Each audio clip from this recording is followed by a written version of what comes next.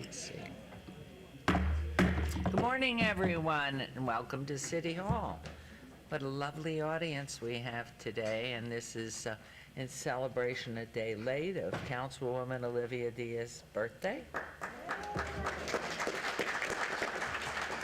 And hiding behind in IT, we have a wonderful gentleman who's been with us several years, Stephen Tyler Pierce, whose birthday is today. So if you're on candid camera, you can thank him. It's a wonderful day. Wherever you are, Stephen, and I think we have Diana, and we have Diana, and then, and Gail Seipel. That was a busy day 9 months ago. In order to work in communications, you have to be born in September, and preferably on the 18th or 17th. Anyway, happy birthday, Stephen. Okay, here we go. The September 18th, 2024 meeting, the City Council's called to order. This meeting has been properly noticed and posted in compliance with the open meeting law. These proceedings are being video recorded as well as presented live on KCLV Cable Channel 2. You may also watch this meeting live on Apple TV, Roku, Amazon Fire TV, and the Go Vegas app. The City Council meeting, as well as all other KCLV programming, may be viewed on the internet at www.kclv.tv/live. These proceedings will be rebroadcast on KCLV Channel 2 and the web the Wednesday of the meeting at 8 p.m., also Friday at 4 a.m., Saturday at 7 p.m., Sunday at 7 a.m., and the following Monday at 5 p.m. This building is protected by state-of-the-art fire detection and suppression sprinkler systems. If alarms should activate during today's meeting, please evacuate using the exit at the back of the chambers, go out to the mezzanine, proceed out the double doors to the terrace, and go down the back staircase. For anyone who has difficulty with stairs, please check with a marshal or fire official for assistance. And once outside, please assemble on the northeast corner across the street from City Hall at Lewis and First Streets. Employees wearing safety vests or city marshals will inform you when it's safe to re-enter the building. For public comment related items on the agenda, citizen participation and public hearing items, we have available a speaker card which you may complete and submit to the city clerk up front. Cards are available in the clerk's office or at the rear of these chambers, and if you do not submit a card, it does not prevent you from speaking under public comment, citizen participation, or specified public hearing items. If anyone is present today who has need for hearing impaired equipment, please come forward and see our city clerk staff. And if you parked in the parking garage across the street, a self-validation machine is located in our foyer between the council chambers and security desk you walk through to enter chambers. You must have your ticket with you to use the machine, but if you do not, please see security personnel when exiting for a validation coupon. Before we proceed with the agenda, would everyone please rise for our invocation given this morning by Pastor Aaron Hansel, International Church of Las Vegas. Remain standing for our pledge. And good morning, Pastor, and thank you. Good morning. Thank you for letting me be here with you this morning. Let's pray. Dear Lord, first of all, I want to thank you for this city and for all of those you have established to govern. For these council members, I pray that each one will be like a tree planted by streams of water, refreshed and nourished by your presence and guided by your will. Lord, I ask that the business conducted today, that it will be guarded and guided by your wisdom. May our thoughts, words, decisions, and actions all be for your purpose and glory. Grant these leaders a spirit of unity, that they may work together harmoniously for the common good. Bless these leaders, bless our business, and bless our city, we pray. Amen. That's beautiful. Thank you. I feel the trees. Thank you.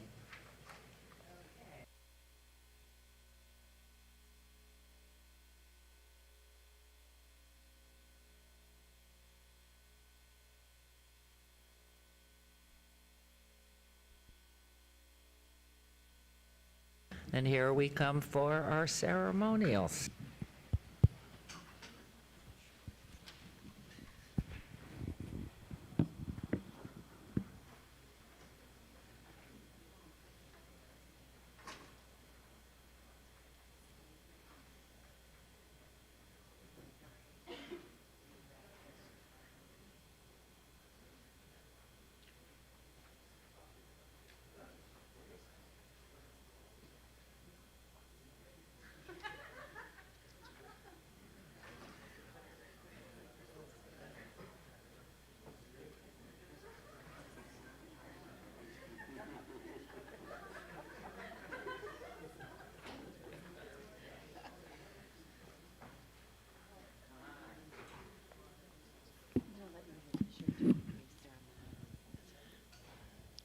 Anybody who knows anything about good food? Whoa. That's all for council and all our audience, right? No. Okay. And Councilman Creer is in D.C. and has been excused, but he will be calling in, I understand. So this is our ceremonial portion of our council agenda. And for our first item, I want to invite our Community Development Director, Mr. Peter Lowenstein. Come on, Dad. Lucky. Our employees strive to meet our values, being kind, committed, and smart, and they work to build our community to make life better. So I'm proud to announce that the Employee of the Month, Nicole Edos. Where are you, Nicole? Oh, wow. That's the best ever. Nicole, are you loved? Holy cow. It's over there. Wait, somebody come back down here and take a picture for her, please. Who has a camera? Oh, we have it. Oh, my God, do they love you? No, well, no wonder she's smiling. This is so beautiful. I don't think in 13 years I've ever seen this before. What a clever department you have. Okay, so we'll talk about Nicole. Get in the picture? Oh, wow. Could I ask you guys to just move this way? But I had to come back here to get all of it. Nicole? Let me get one without, and we'll get one with.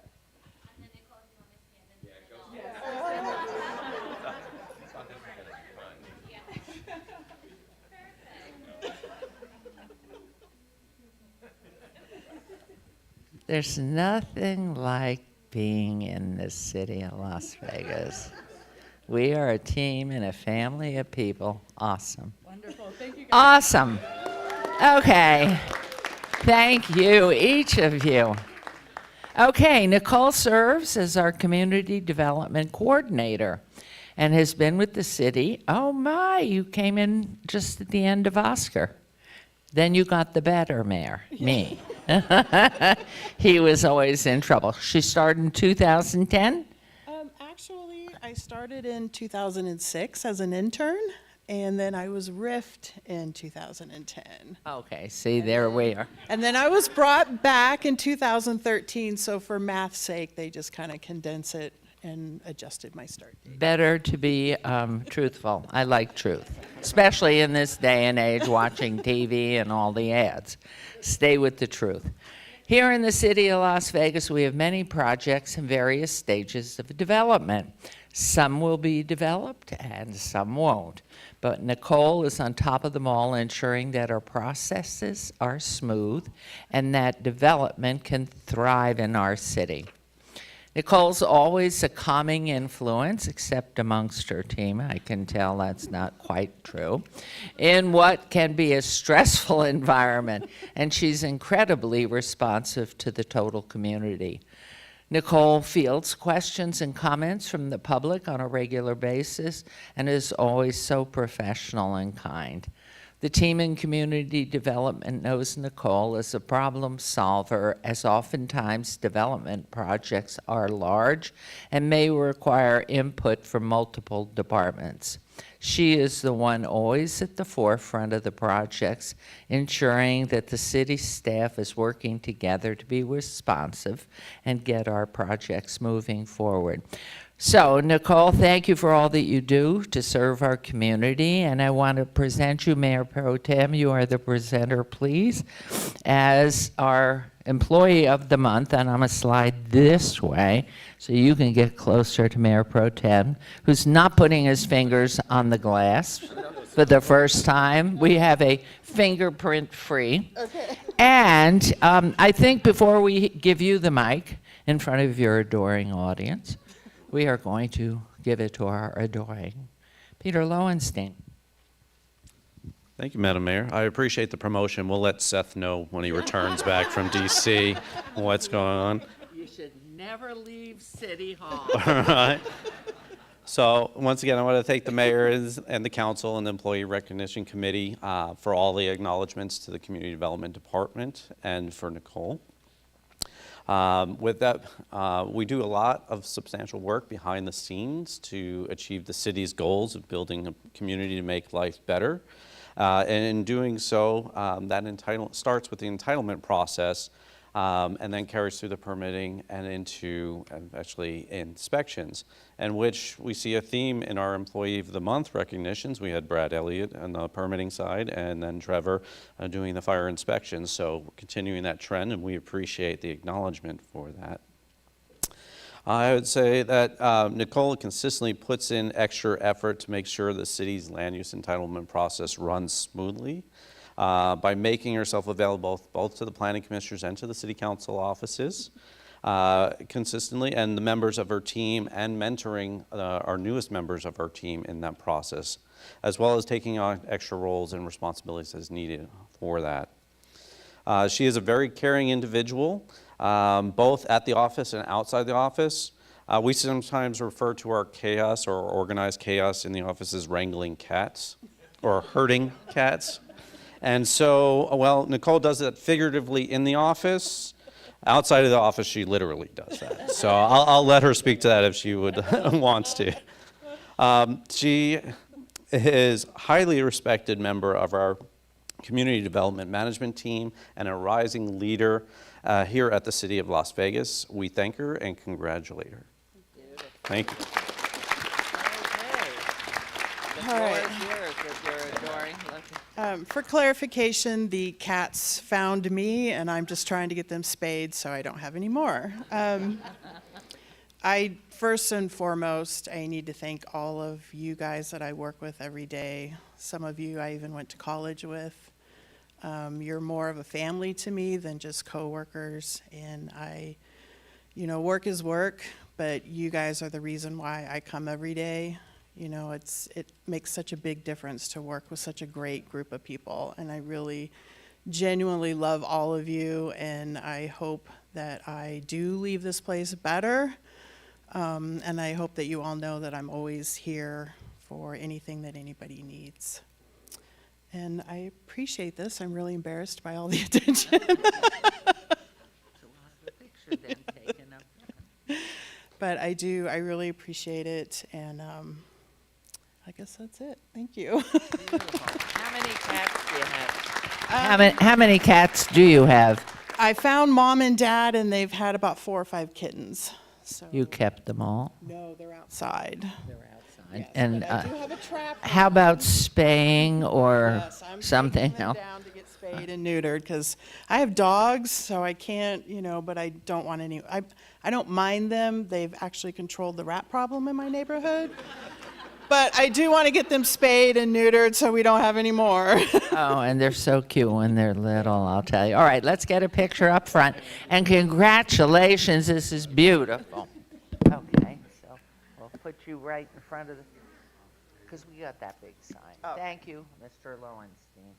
And thank you, team, you're the best. You find quality and you surround quality. They have a CLV, I can see it in their faces. We're going to go in 3, 2, and 1. Let me take a couple more. We'll go in 3, 2, and 1. Perfect. In 3, 2, and 1. Wonderful. Thank you. Congratulations. Thank you very much. We're just so proud of you.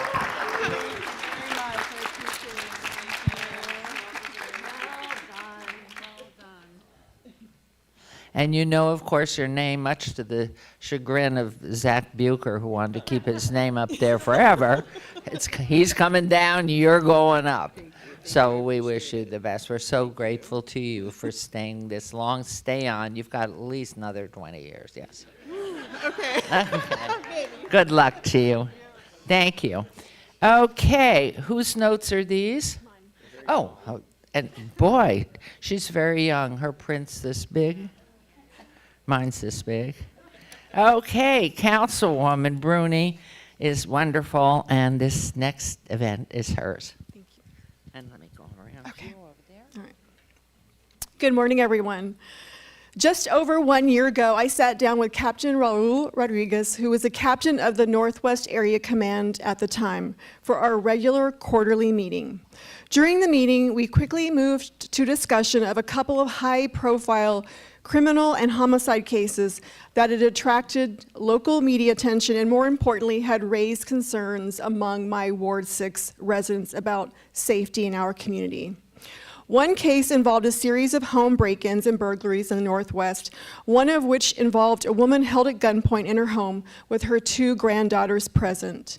The other involved 2 juveniles running over retired Officer Andreas Probst in the early hours of the morning while he was biking just about a mile from my home. To allay my concerns, Captain Rodriguez told me that the Northwest Area Command investigations team had identified suspects in each case, and he shared the various methods and ways that the Northwest Area Command's crime-fighting analytics team have been able to uncover data, piece together information, and find robust evidence to identify a suspect and issue a warrant. At the time, I thought, wow, these guys could work for the FBI.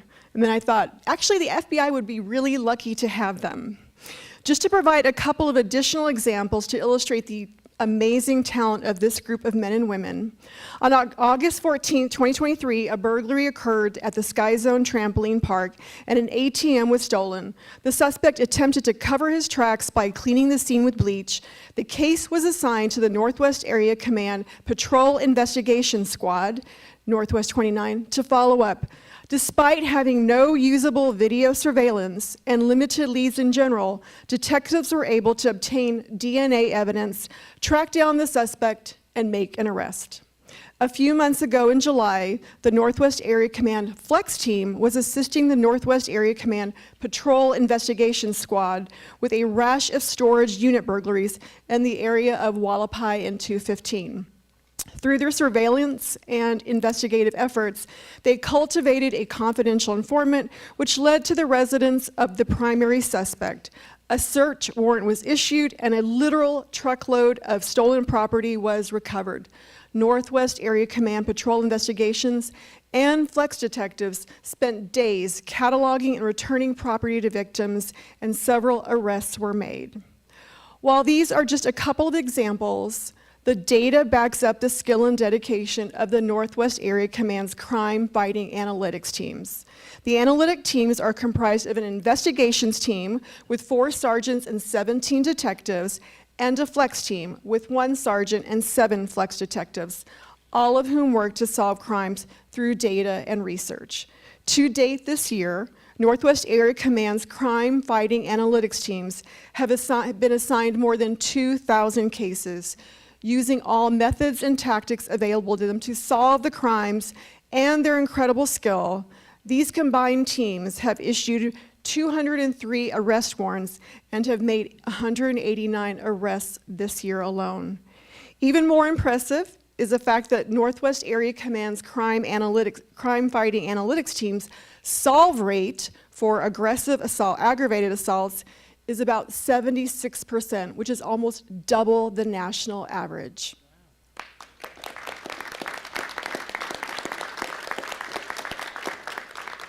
Again, Ward 6 is in great hands. It is because of the dedication of the Northwest Area Command's crime-fighting analytics teams, the investigations and the flex teams specifically, that Ward 6 remains one of the safest communities in Las Vegas. Thank you to our brave, dedicated, and smart men and women in the investigations and flex teams who play a crucial role in reducing and deterring criminal activity and crimes in our community by successfully solving crimes, thereby providing Ward 6 residents with the reassurance and confidence in public safety that is so critical to the idea of high quality of life in our community. At this time, I'd like to invite everyone to come up, and I'd like to ask Captain Esparza and Lieutenant Jeff Dean to say a few words. So,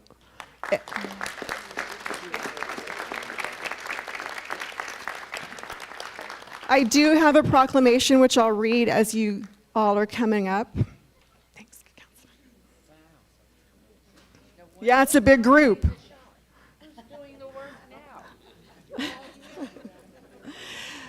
So so we have a proclamation, and normally we give flowers, but I didn't think that was appropriate for so many of our officers. And we know they have quite a bit of a sweet tooth. And so instead of flowers, we are gifting you all some nothing bundt cakes today. So please share them with your colleagues. So the proclamation reads, whereas the Las Vegas Metropolitan Police Department Northwest Area Command's Crime Fighting Analytics Team is responsible for providing Southern Nevada enforcement and Homeland Security entities with intelligence regarding critical incidents and significant public safety events in real time. And whereas Northwest Area Command's Crime Fighting Analytics Team is comprised of an investigations team with 4 sergeants and 17 detectives, and a flex team with 1 sergeant and 7 flex detectives, all of whom work to solve crimes through data and research, which I love. And whereas the investigations and flex teams have been assigned more than 2,000 cases, and by using all crime-solving methods and tactics available to them, have issued 203 arrest warrant submittals and have made 189 arrests to date in 2024. And whereas Northwest Area Command's Crime Fighting Analytics Team's solve rate for aggravated assaults is 76%, almost double the national rate of 41%. And whereas these problem-solving efforts and crime-fighting tactics have led to Ward 6 remaining one of the safest communities in Las Vegas, and whereas Northwest Area Command's Crime-Fighting Analytics Team, with its crucial role in reducing and deterring crimes and criminal activity in our community, has provided us with the reassurance and confidence in public safety. And now, therefore, we, the mayor and members of the Las Vegas City Council, do hereby proclaim September 18, 2024, as Las Vegas Metropolitan Police Department Northwest Area Command Crime Fighting Analytics Team Day. That's a mouthful. So, Captain, if you'd like to come up, and Lieutenant Dean, share a few words.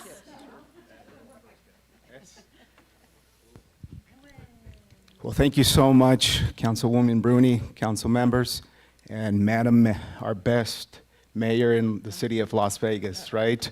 Madam Mayor Goodman, thank you so much.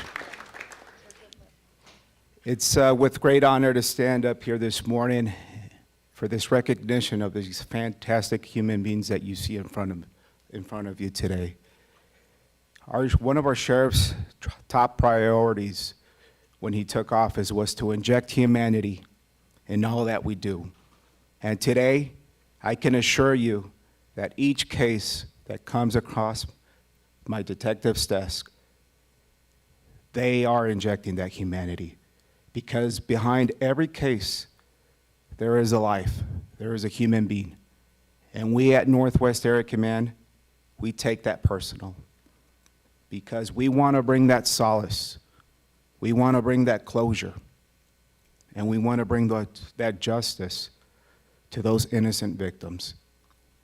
And of course, I'm very biased, and I could share with you and tell you that I absolutely have the best. So today, thank you for this honor. Thank you for this recognition. And I can assure you that we will continue to do our best to make our community the safest in the United States. Thank you.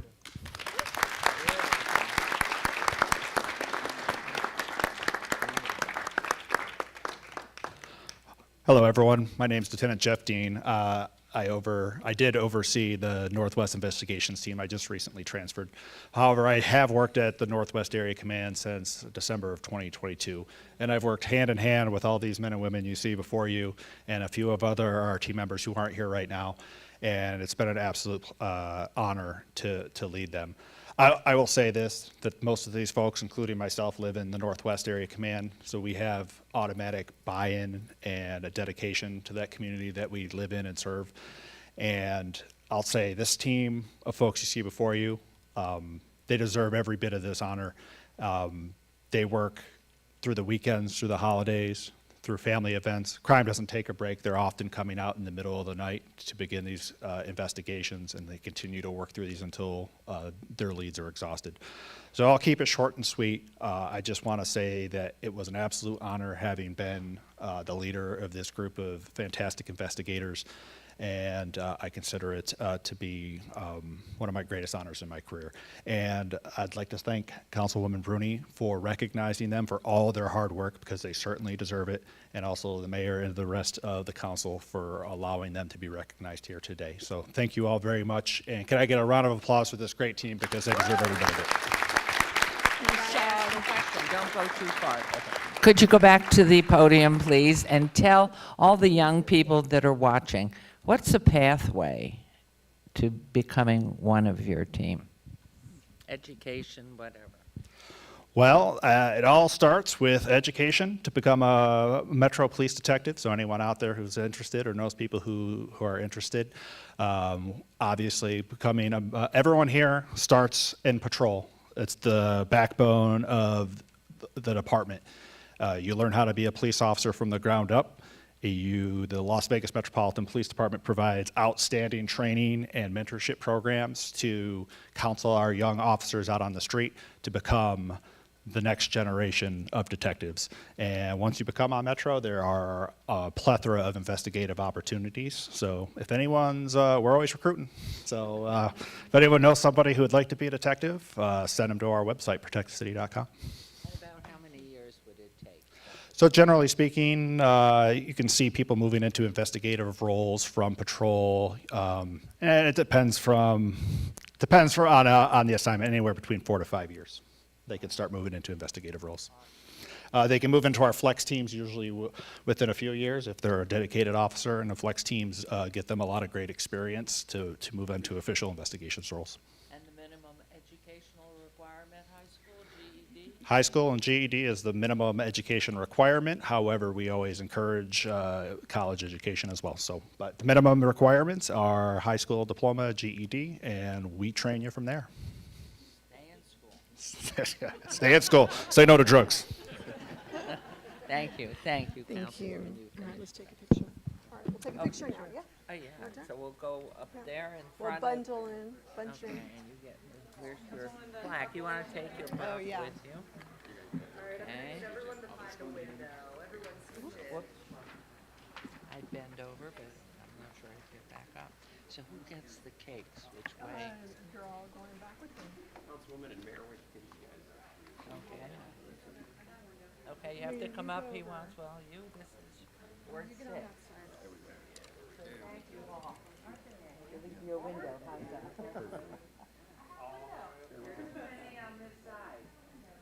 Got to balance it. Mayor, get in the picture, okay, right here.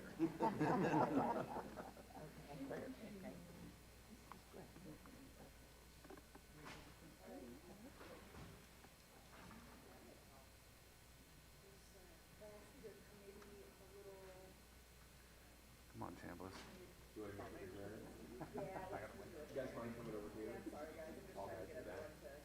Zaragoza and Chambliss.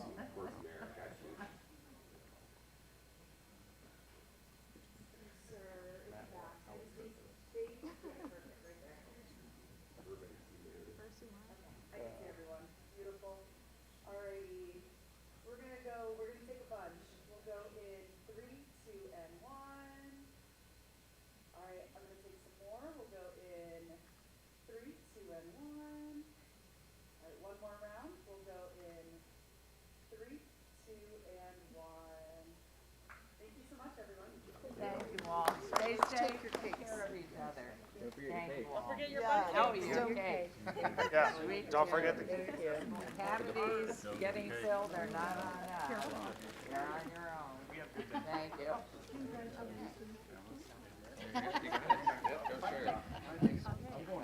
All right, so now that concludes our ceremonial. Thank you, Mom. And we'll take 5-minute break, I guess. Thank you.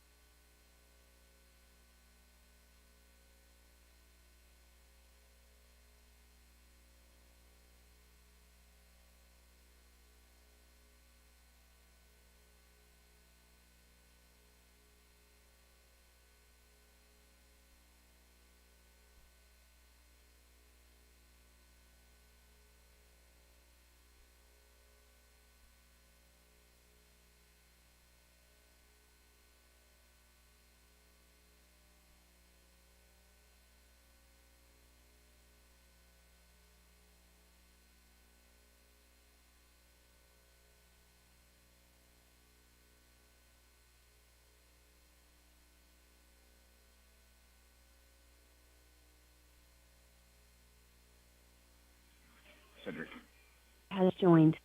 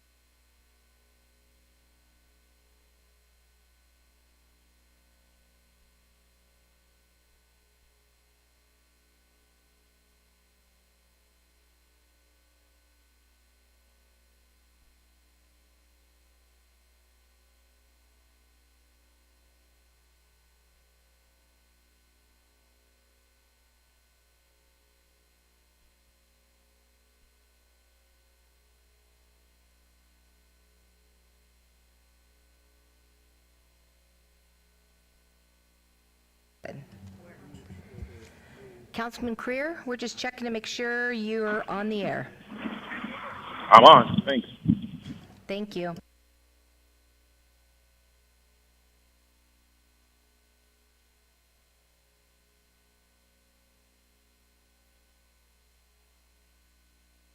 Okay, we're going to get started here, and we're on agenda item number 7. Public comment during this portion of the agenda must be limited to matters on the agenda for action. The amount of time any single speaker is allowed may be limited. All comments made will be cross-referenced to those specific items. If anyone submitted a speaker card or who wishes to speak under this portion of the agenda, please come to the podium, state your name for the record, and if the spelling's unusual, please repeat it for our clerk. For the record, it's your opportunity to address council, but council will not respond or engage in dialogue, and we'll set the time at 1 minute. And for those of you who'd like longer, if you come at the end of the agenda today, we'll give you that extra time. But we will set the time for 1 minute, and good morning. Good morning, Madam Mayor. Daniel Braisted, B-R-A-I-S-T-E-D. This is just a quick thought to referencing item 5 and 6, this recognition. You post the people's names out on the street with a very thin font. And from a distance, a thin font is thinner, and you can't read it. So recommend using a heavier font. And if it extends past the sign because some names are longer, that's okay. You got room, just extend it. But that would give these people more recognition. Thank you. Love it. I wanted them in blinking lights, but I can't afford to get the power up into it. So Mr. Rickleman, I know, has heard this, but thank you, Mr. Braisted. All right, or anyone else? Okay, we'll move on to agenda item 8 for possible action. Any items from the 9:30 session, council staff and/or applicant wish to be stricken, table, withdrawn, or held in abeyance to a future meeting may be brought forward and acted upon at this time. Mayor Pro Tem Knudsen. Madam Mayor, I have 2 items. Item 4824-00041-VAR1, applicant owner is ML Trust et al. On 0.16 acres at 317 Paul Avenue. There's a withdrawal request without prejudice requested by the applicant. And item 55 is 24-0313 SUP1, applicant owner is Kimberly Ann Farkas at 4229 Beth Avenue. There's an abeyance requested by Councilman Creer to the October 2nd, 2024 City Council meeting. That'll be my motion. Thank you. There's a motion on agenda item 8. Please vote and please post. And Councilman Creer, are you on? Yes, I am. I vote aye. Oh, hope all is well in D.C. Thank you very much, and that motion passes. Okay, we're on to agenda item 9 for possible action to approve the final minutes by reference to the August 21st, 2024 regular city council meeting. Mayor Pro Tem, may I have a motion unless there are changes? I will move to made? approve. Thank you. There's motion to approve the minutes from August 21st. Please vote and please post. And Councilman Creer? Aye. Thank you very much. And that motion also carries. We're into agenda item 10 through 31 are on the consent agenda, considered to be routine, recommended for approval by the departments, and may be enacted in one motion. Are there any items that council wishes to bring forward? Okay, there are none. Mayor Pro Tem, may I have a motion on the consent agenda, items 10 through 31, please. Move to approve the consent agenda items. Please vote on the motion and post. Aye. Thank you very much.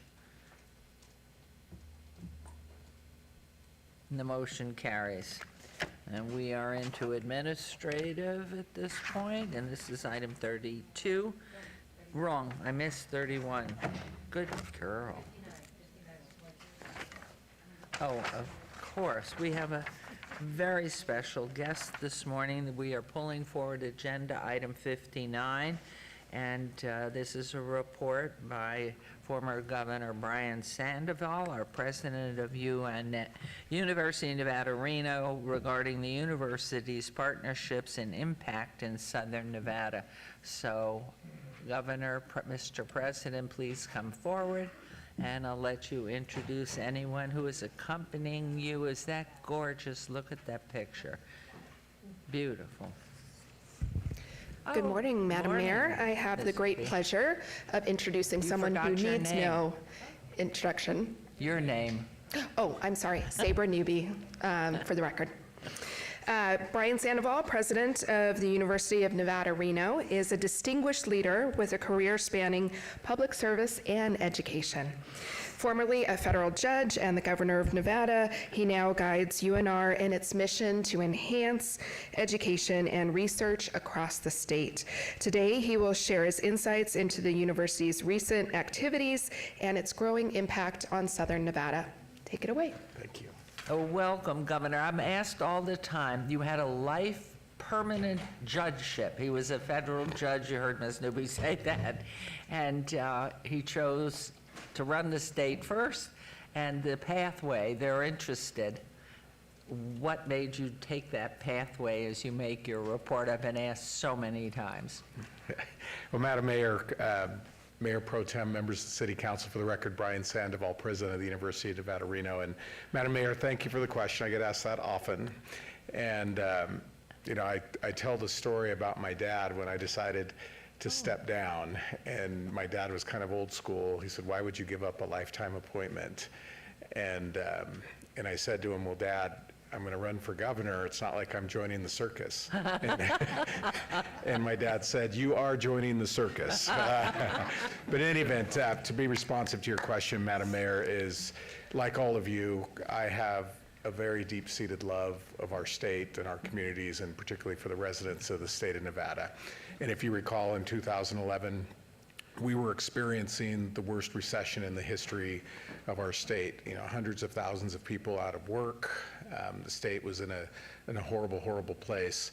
And I really saw an opportunity to be able to serve the people of the state of Nevada. So it certainly was, you know, a big step, you know, to step down from that. But I have no regrets, and I know Councilwoman Bruni's husband is one of our distinguished federal judges and serves our communities so well. But you know, I do miss that, but I think it turned out okay. So I think it turned out beautifully, and boy, did you help get us turned around. So thank you very much for all your service for the community.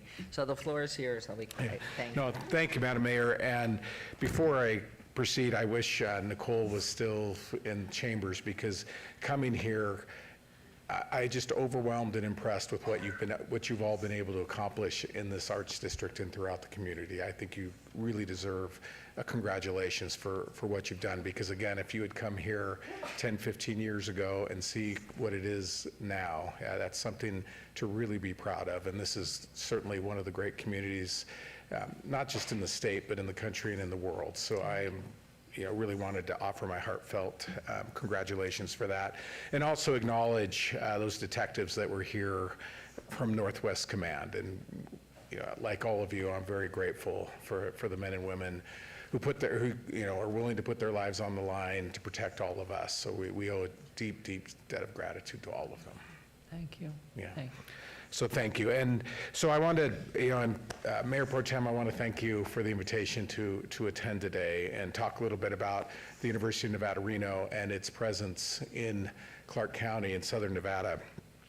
Just by way of reminder, we are an original land-grant institution founded in 1874, so we are celebrating our sesquicentennial this year, 150 years. So a lot of people don't realize that the university is only 10 years younger than the state of Nevada itself, founded in Elko in 1874 and moved to Reno in 1885. But we do have a robust presence here in Southern Nevada, and it starts with our cooperative extension. We have in cooperative extension, by way of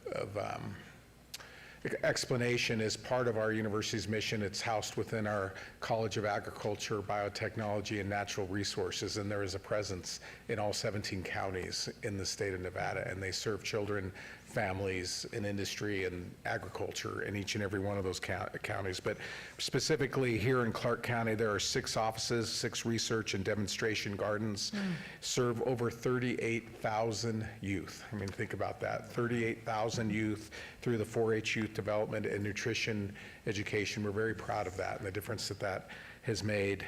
There are nearly 7,000 individuals and families through school readiness and parenting engagement. Again, part of that mission that really improves the quality of life here in Clark County. This is one of the ones I'm particularly proud of, is that it offers 10 Nevada State Child Care required courses, issuing over 30,000 certificates of completion. So in other words, we need licensed child care workers to really allow for parents to be able to go to work, and to allow for our young people to be able to be mentored and brought up in a quality way. So we have some great professionals that accomplish that. Next thing, if we move to the next slide, is the University of Nevada, Reno and the University of Nevada, Las Vegas. We work very closely with one another. And I really want to compliment President Keith Whitfield on the record, because of the partnership that we have with one another. And my understanding is that there are over 70 faculty from UNLV that work with our faculty on research projects that, again, are really benefiting the people of Southern Nevada and throughout the state.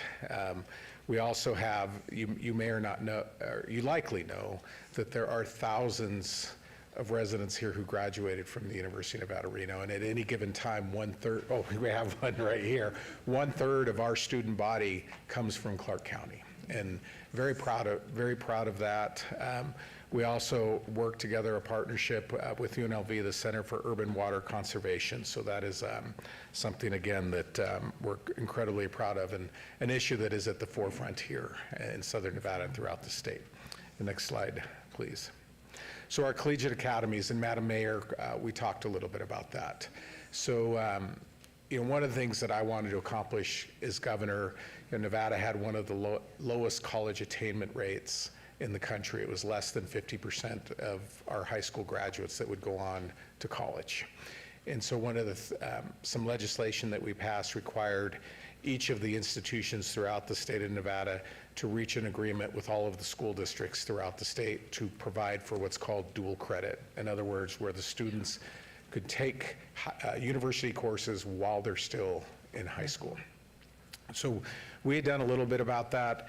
I was contacted by the superintendent of the Clark County School District to see if we would be interested in running a pilot project in 2 high schools here in Clark County, Centennial, and I believe it was Cheyenne High Schools, and with particular emphasis on going into the title schools, because the students in those high schools really didn't have those opportunities. So in that first year, in those pilot programs, we had a couple hundred students, and it worked out extremely well. And just to fast forward and be respectful of your time, as you can see on the slide, last spring we had over 2,000 Southern Nevada students who graduated from a University of Nevada Reno Collegiate Academy program where they had earned college credits. There are over 2,300 Southern Nevada students that are enrolled. This fall we are in 21 high schools in Clark County. If you considered spring of 2025, we will have over 5,000 students that are taking dual credit or concurrent enrollment classes. We had the opportunity yesterday to visit Mojave High School and Durango High School and visited a couple of those classes, and it was absolutely remarkable. In fact, there was one student at one of the high schools that throughout the year will be taking 21 hours of college credit. Wow.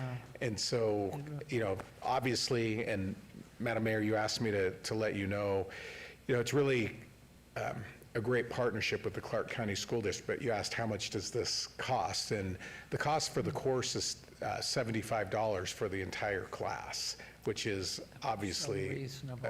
a really wonderful opportunity. But the great thing here in Clark County is they were able to identify a federal grant that allows them to provide this for free for these students. So you'll see many students that will be graduating, some of which with a full year of college already completed before they step foot on a college campus. Those credits obviously are transferable or apply. And as I reminded the students yesterday, you're not just high school students, but you are college students, because the classes that they are taking are absolutely identical in terms of the rubric and the syllabus as the students that are taking the classes on campus up in Reno. So they are college students. And when you see them, it is so impressive in terms of what they're accomplishing. And I mentioned that we're in 21 high schools. Our two most recent additions are Sunrise Mountain High School and Laughlin High School as well. And again, what's really important to us, we're in Logandale as well, that all students, and most of these schools are title schools that otherwise didn't have the opportunity to take these courses, now have them. So it has been something that has been remarkable, literally remarkable in terms of the services that it provides to students. Wonderful.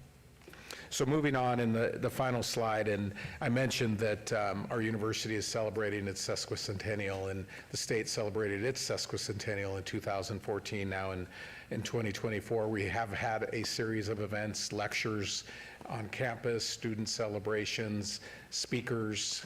It's gone incredibly well. You can watch the State of the University that will be that I will be giving on October 8th. That will be online, but of course you're all invited to attend in person. I don't expect you to be there, but I really wanted to let you know that the invitation is extended. There will be a football game on October 12th to celebrate the sesquicentennial on October 12th, where the University of Nevada will be playing Oregon State. And I had the opportunity to provide this presentation yesterday as well to the County Commission, and I wanted to give accolades where they are due to the University of Nevada, Las Vegas, and the Rebels and the success of their football team being ranked for the first time in the history of the university. We're very proud of them. Beautiful. And as I said, I'll be rooting for the Rebels every game except for November 29th when they play the Wolfpack. So with that, Madam Mayor, Mayor Pro Tem, members of the City Council, thank you again for the opportunity to present to you. Happy to answer any questions if you have some. Wonderful. Well, I know that we've had some conversation with our city manager, and knowing how we've been working so hard to get education into the preschool level since Clark County School District is not under any control of the council throughout Southern Nevada, knowing that we've worked very hard to get into East Las Vegas and West Las Vegas, knowing that we already have the East Las Vegas Community Center, and we're building a new library in West Las Vegas.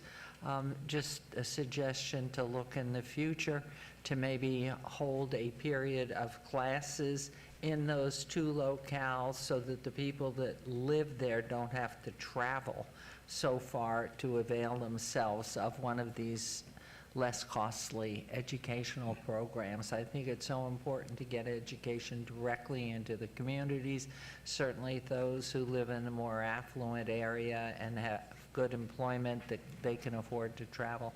Just the East Las Vegas Center, it's so fabulous, and this new library is just going to be remarkable. So thank you for all that you've done, and I'm sure everybody has a comment, because we love UNL, UNR, and we know the years we were sharing medical school with 2 and 2 years and 2 years, but your own medical school, and now we have one.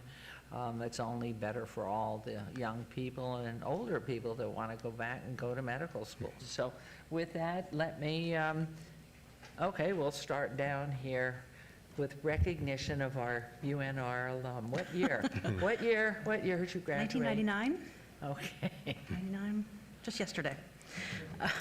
Go Wolfpack, Jim Lewis. Go Pack, yes. Marco Vallada, Joe Norby. We have a little club. There's a few of us here. Thank you, Governor Sandoval, for joining us today. Great to see the presentation. There's been some chatter around the halls of City Hall about a potential location in the downtown corridor, which is very exciting if that's possible. Any commentary on where along the lines of fruition that might be? No, thank you, and Madam Mayor, to you and through you to the Councilwoman.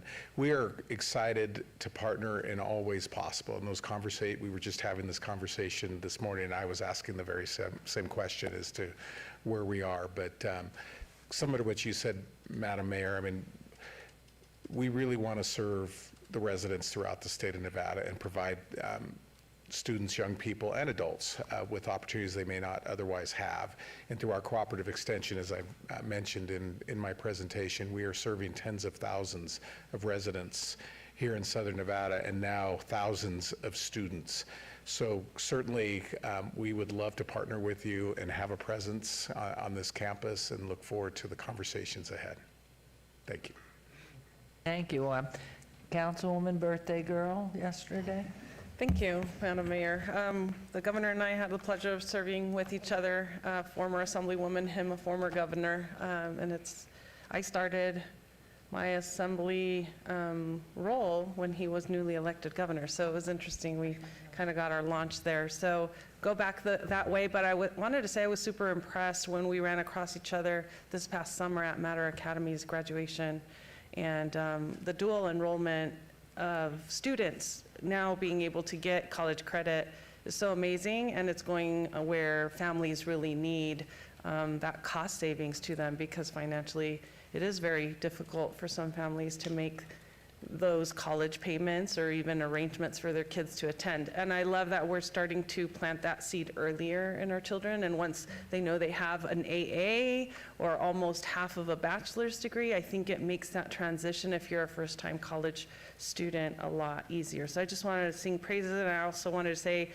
recently through Cooperative Extension, there was a really successful event hosted at East Las Vegas Community Center where we were trying to combat obesity in our children, and it was amazing work to see unfold there with your partnership all across the way. So thank you for making great things happen for the future of our community. Thank you, Madam Mayor, to Councilwoman Diaz. And again, we're very proud of our presence in Mater Academy. We were at Equipo Academy this morning, and they're very interested in perhaps setting up a program. But I neglected to extend an invitation to all of you to come visit any of our University of Nevada, Reno Collegiate Academies. It's truly inspiring to see those students, because many of them thought they weren't capable of doing college work, and now they are doing it, and they are so proud, and they have such a sense of accomplishment, and it opens up so many doors and hopes and dreams for them. It's beautiful. It really is. Education's the key to everything, everything. So Councilwoman Seaman, please, and then we'll I end just with want to federal say thank you for your service to the state of Nevada, and I'm excited to see what's next for you. Oh, thank you. And Councilwoman Bruni, you're good? It is true about her husband and the federal courts there. It's an honor to have such a wonderful young man helping us again. But did you take office as governor in 11? Yes. Wow, you're still staying and I'm going out.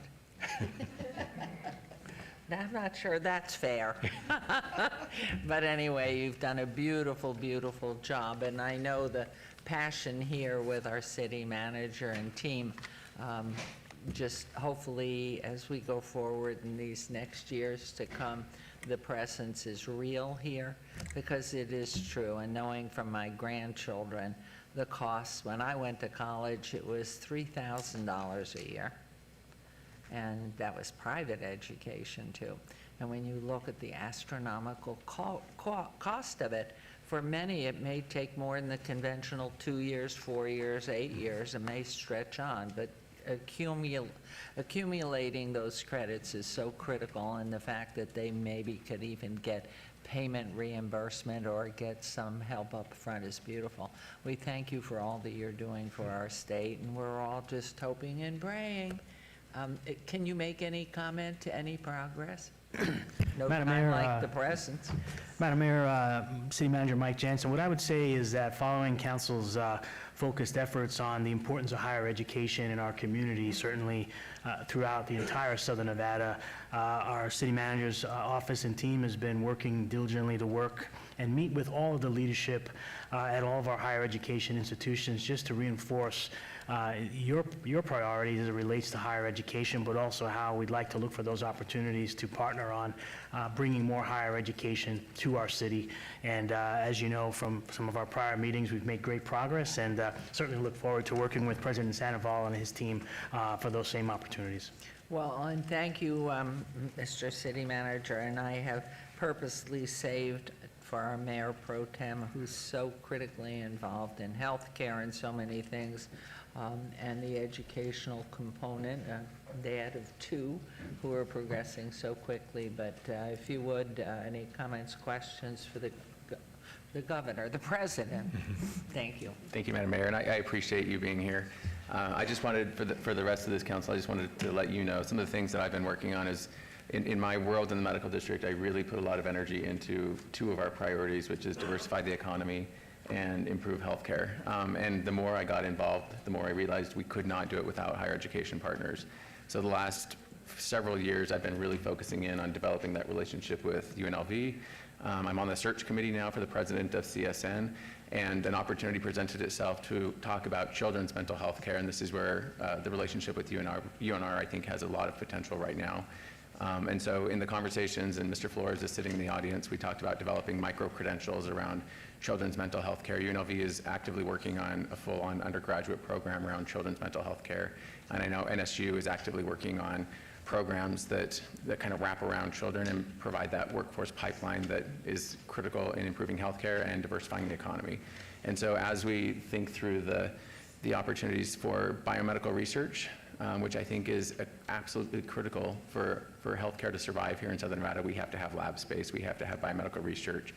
My question to you in my very long-winded statement is, how do we partner with higher education? What does that look like, and what are you looking for your city partners? Because my reason to ask that is we have so many overlapping interests and priorities, and while we operate in different lanes, we're serving the same people. And what's the best way to work with your institution and your peer institutions so that we can all meet those? I think we all have the same goals in mind. Yeah. Thank you, Madam Mayor, to you and through you to the Mayor Pro Tem. I think you've already started that in terms of having the conversations with each of the respective institutions. Certainly, we don't want to displace any of the other institutions, but work in a complementary way to all of them. But this micro-credential program, I think, could be a game changer. We also, at the university, are beginning a very robust online opportunities for students, resident citizens to be able to take courses online, and I think there are a lot of possibilities in that regard. But certainly, we are laser focused to work with you and be able to expand opportunities to the people of Clark County. Can I ask, is there a way, so if we are talking about biomedical research, we're talking about expanding healthcare, diversifying the economy, is there a way for the city of Las Vegas to play in a space where it's somewhat competitive and territorial between institutions in a way that's collaborative and meaningful, where we can work together without putting you on the spot? No, thank you, and to the mayor, to you, Mr. Mayor Pro Tem. Again, there is a lot of territorialism, and we in no way want to interfere with the mission of our sister institution, the University of Nevada, Las Vegas. But on the other hand, there are a lot of people that need to be served. And I think we can work in a joint and complementary way. Just like I mentioned with cooperative extension, we have joint appointments between UNLV faculty and UNR faculty working on the same solutions, for example, water, and I think we can do it in this space as well. And outside of biomedical research, children and mental health services, medical research, are there other areas that you think are of interest to UNR within Southern Nevada that we aren't currently exploring? Yeah. Our plate's pretty full right now. We're really focused, and I'll go back to this concurrent enrollment and dual credit in the high schools and the charter schools as well. For me, it's not just quantity, it's quality. And we've grown really fast in a short amount of time, and I want to make sure that each one of those students that I talked about is getting a really high-quality education, which they are. And then similarly with cooperative extension, there's quite a footprint here in Southern Nevada, and the importance of providing these high-quality experiences for the beneficiaries of those programs. This new 4-H camp out in Lincoln County, we now have a 4-H camp out here. I think I forgot to mention that. And there are over, I believe, of close to 2,000 young people that have had that experience out there. That's run by our cooperative extension as well. So it's not just growing, it's doing really well what we're doing at the current time. That's great. I very much appreciate you being here. I think there's a bright future ahead. And I appreciate the opportunity to work together and collaborate. So thank you, and for all of your energy and Mr. Flores' energy and time in supporting the same interests that I think this city has. So thank you very much. Thank you. Keep it going, and, oh yes, Councilwoman, please, Bernie. Sorry, thank you. I thought of a question, and I'm going to maybe pull in Dr. Malich. I don't want to put you on the spot, but given the great work that you're doing with cooperative extension around early childhood education, are there projects that or ways that we can collaborate that, since we have UNR here now, we could discuss or are in process that we could maybe talk about and leverage?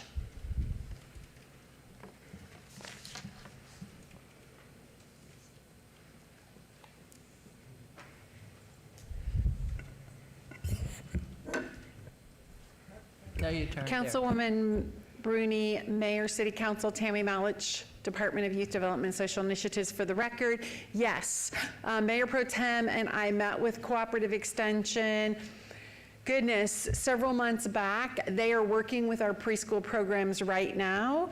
We came up with a plan, and they're actually already engaging. I can share pictures of them doing family engagement with parents and students in our pre-K programs and in the Acelero program. So that's already happening.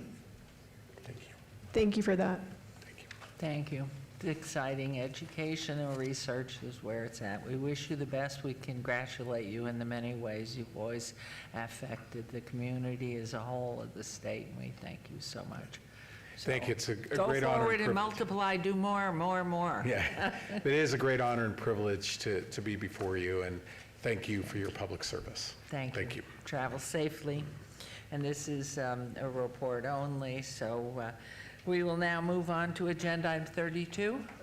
Okay. And discussion for possible action to indicate the City Council support of Clark County in seeking to levy a 911 surcharge on telephone services to enhance the telephone system for reporting emergencies and to purchase and maintain event recording devices, implement the related 5-year master plan, and create the governing 911 advisory committee. Hi. Good morning, Mayor, City Council. Tim Hacker, Deputy City Manager, and Chief Fernando Gray are before you to discuss this item and answer any questions you might have. This is a continuing, I guess, to continue on the theme of addressing your priorities of public safety. And the Board of County Commissioners of Clark County have the responsibility and have been given the opportunity to enact a surcharge for 911 in our fast-growing Southern Nevada city of Las Vegas, keeping public safety, the frontline providers, well-equipped and well-funded is always a challenge. And there's no one more tip of the spear than our call takers and our emergency dispatchers. So the Clark County Board of Commissioners has asked Sheriff Mayhill and his team to request that all of the jurisdictions in Southern Nevada that will benefit from this surcharge to take an action to show support for the same. And so that's what we're here to talk to you about and answer any questions you might have in that regard. Levies of this nature are very much used across the country. I've lived in other states that have used these to fund their 911 systems, both in Iowa and Illinois. I know our neighbors to the west in California do the same. It's a very common practice. It'd be the first time it would be enacted here. And so they're seeking your support for the same. So we're here to answer any questions if you might have any. Thank you. Thank you. I don't really have anything to add, Mayor. Again, I thought Deputy City Manager Tim Hacker did a great job of explaining, the surcharge. And to his point, it's not something that is unique. It's something that's used throughout the country. Thank you very much. And did you say who you were, please? Fernando Gray, Fire Chief, for the record. Thank you very much. Any comments, any questions here?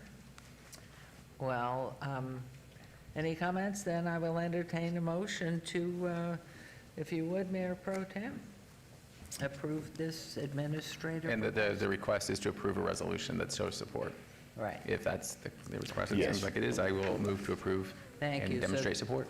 Great, thank you. Just for the, you have to work out, City Attorney, just for the record, there is not a resolution, but it is to approve support, yes. Thank you Yeah, very the much. backup, there's a report, no resolutions. That's why I want to make sure I'm saying the right thing. Okay. And please vote and please post. And Councilman Creer? Aye. Thank you very much. And that motion carries. Thank you, gentlemen. And now we're into our boards and commissions discussion for possible action regarding the appointment of nominee Tina Frias to the Building and Safety Enterprise Fund Advisory Committee. If appointed, Ms. Frias would fill the seat designated for representative of the residential construction industry.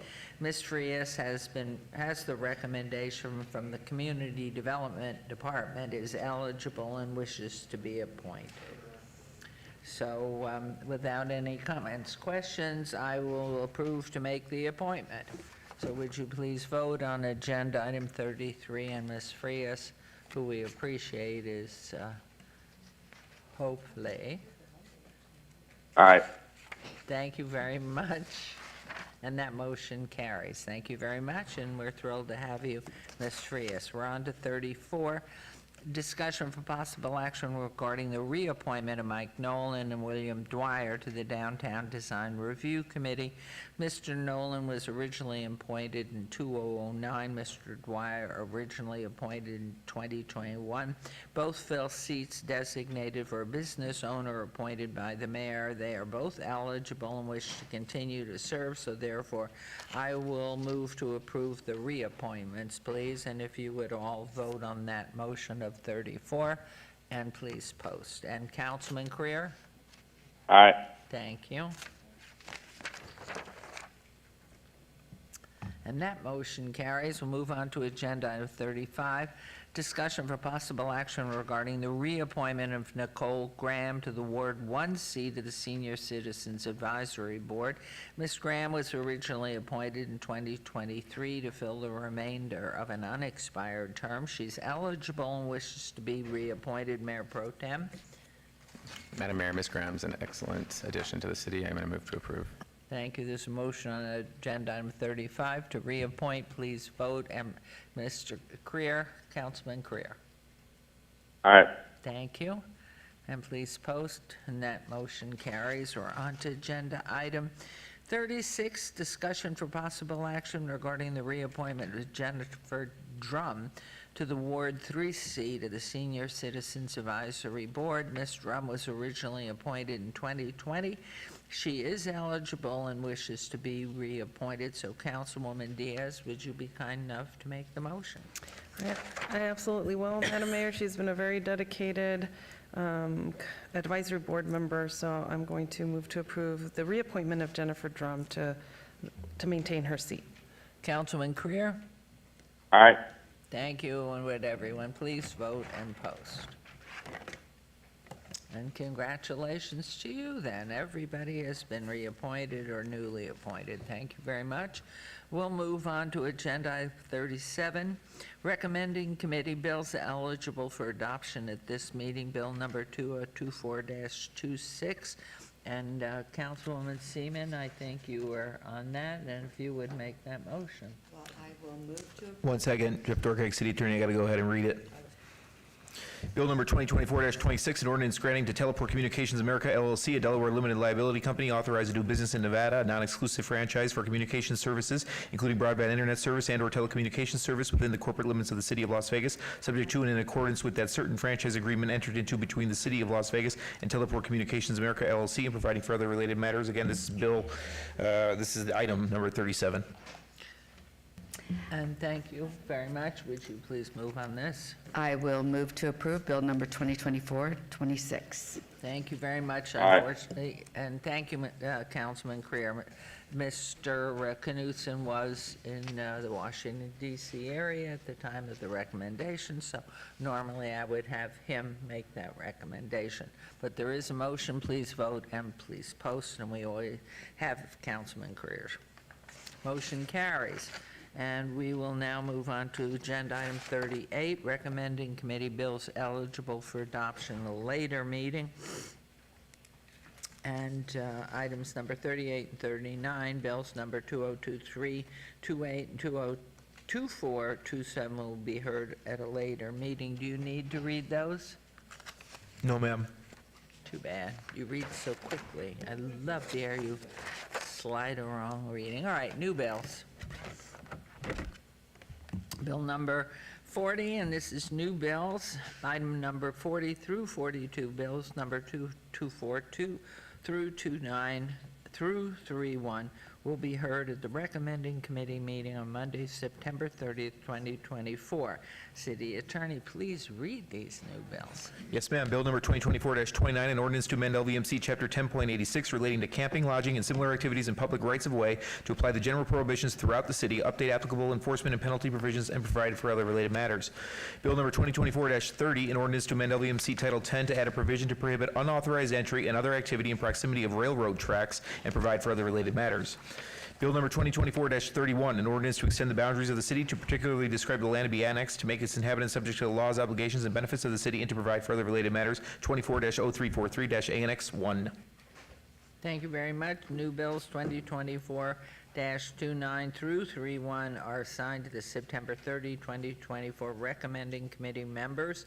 Councilman Knutson, Councilwoman Seaman, and Polensky, if any so designated, are unable to attend. The clerk's office will coordinate finding substitutes as necessary at my discretion. Please. Will do, thank you. Thank you. All right, now we're on to one motion, one vote. Items number 43 through 47 may be considered in one motion, one vote as they're routine items with no condition changes. Any person representing an application, member of the public or member of the council not in agreement with the conditions and all standard conditions for the applications recommended by staff should request to have that item removed from this portion of the agenda. 43, 240160 SUP1 applicant Avis Budget Group, owner Sahara 3D LLC on land use entitlement project request for proposed automobile rental use with a waiver to allow 20 rental vehicles where 5 rental vehicles is the maximum allowed at 4632 West Sahara C1 Limited Commercial Zone, Ward 1 with Councilman Knutson.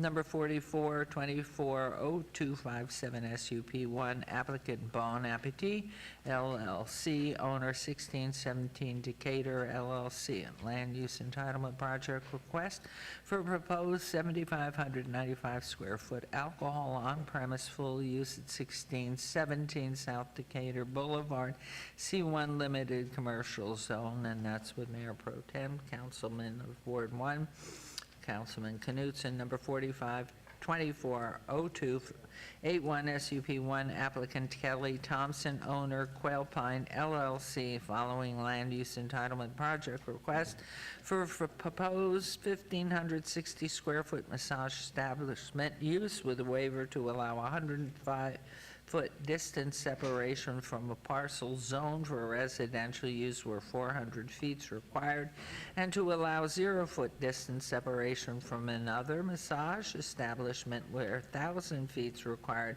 at 501 South Rancho Suite D24 TSMS T5 Main Street Zone, Ward 1, with Councilman Knutson. Number 48, 240298 MDR1, applicant owner Howard Hughes Company, LLC, for possible action land use entitlement project request for Summerlin West Village, 28A and 414.27 acres, northwest southwest corner of Alta Drive and Crossbridge Drive, PC Plan Community Zone, Ward 2, with Councilwoman Seaman. And number 47, 240331 SUP1, applicant Marvin Yonis, owner Fen C. Kimball Trust, on land use entitlement project request for a proposed gaming establishment, restricted use 1 to 5 machines, with a waiver to allow a 250-foot distance separation from a church house of worship, where 400 feet is required at 1109 Stewart Avenue, T4 MS, T4 Main Street Zone, Ward 5, with Councilman Creer. Planning Commission and staff recommend approval of all items. These are public hearings which I declare open. Is there anyone who wishes to be heard on any or all of the items on 43 through 47? Hearing and seeing none, I'll close the public hearing. Mayor Pro Tem may have a motion for the one motion, one vote items, please. I will move to approve, and I have several of the business owners in the audience today, so I would say congratulations and go forth and be successful. Okay, and how say you, Councilman Creer? Aye. Okay, and if you'll all please vote on 43 to 47 and post. And they carry, all carry. Thank you very much. And we are then on to 54. 48 isn't highlighted. Is there a reason? Huh. Okay, 48 is 49, sorry. 49, 24-0040, an appeal of the approval by the Planning Commission of the following land use entitlement project request on 0.51 acres at 1421 Marina Del Rey Court, RE Residence Estate Zone, number 49A, 24-0040 VAR1, to allow a 9-foot corner side yard setback where 15 feet is required for proposed residential accessory dwelling unit, a casita, and to allow a 6-foot rear yard setback where 15 feet is required for proposed patio cover. And number 49B, 24-0040 SUP1, for proposed residential accessory dwelling unit use. The applicant owners Melissa Koshier and Jonathan Margalit. The Planning Commission recommends approval. Staff recommends denial on land use entitlement projects. These are in Ward 1 with Councilman Knutson. Our public hearings, which I declare open, and is the applicant or representative present? Joey DeBlanco here on behalf of the applicant. You're not on yet. There you go. Okay, would you repeat your name, please? Joey DeBlanco, 2251 North Rampart Boulevard, here on behalf of the applicant, requesting approval for a Class 1 accessory dwelling and the associated setbacks. This application went through the previous channels and was approved, so I'll just give you a little highlight and then be happy to answer any questions for you. The property is located in the southwest corner of a private subdivision, as shown by this right here. It's largely concealed behind a two-story home, which I show right here. It'll specifically be right here in this corner, as shown right here. There's landscaping across this roadway and across this property line, so it's largely concealed by the landscaping. I have some other photos right here that show street views where it's difficult to see the two-story home with the landscaping, and this is going to be a one-story dwelling, so again, we argue that the visibility is limited. I'll just leave it there, and if you have any other questions, I'll answer them for you. Okay, thank you. Let's turn it over to planning and Mr. Lowenstein. Thank you, Madam Mayor. I'm actually going to turn this over to Planning Manager Fred Solis. Certainly. Thank you, Peter. Thank you, Madam Mayor. Fred Solis, for the record, Community Development.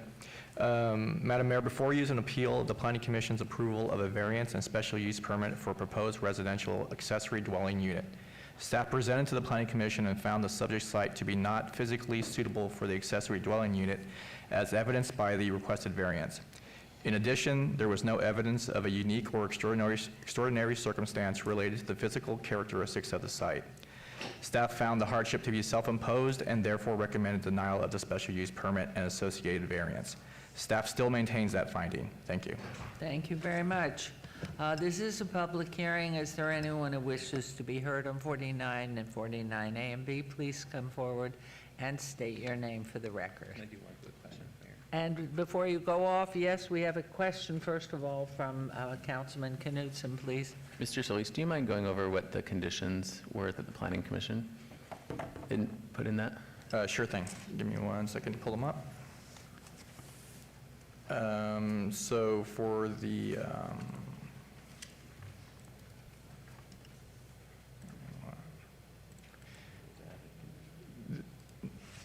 yes, maybe. So going through the conditions here, through you, Mayor, to Mayor Pro Tem, they're all generally standard conditions. I don't see anything. So, through you, Madam Mayor, just to point out, so on the variance, it just reiterates what the variance is being applied for. As far as the special use permit, there is a condition that says landscaping such as a living hedge or tree shall be planted to screen residential accessory dwelling unit, parentheses, casita, along the south and east property lines. And other than that, there are standard conditions as Mr. Solis indicated. Thank you. Okay, so, all right, thank you. Yes, sir, please, if you'd state your name for the record. Good morning. I am Dean Allen. I am here representing the Del Rey Estates homeowners and the Homeowners Association. The request for a casita and its placement was at issue. The property is a half acre, has an enormous amount of space to place a casita. We're not opposing a casita.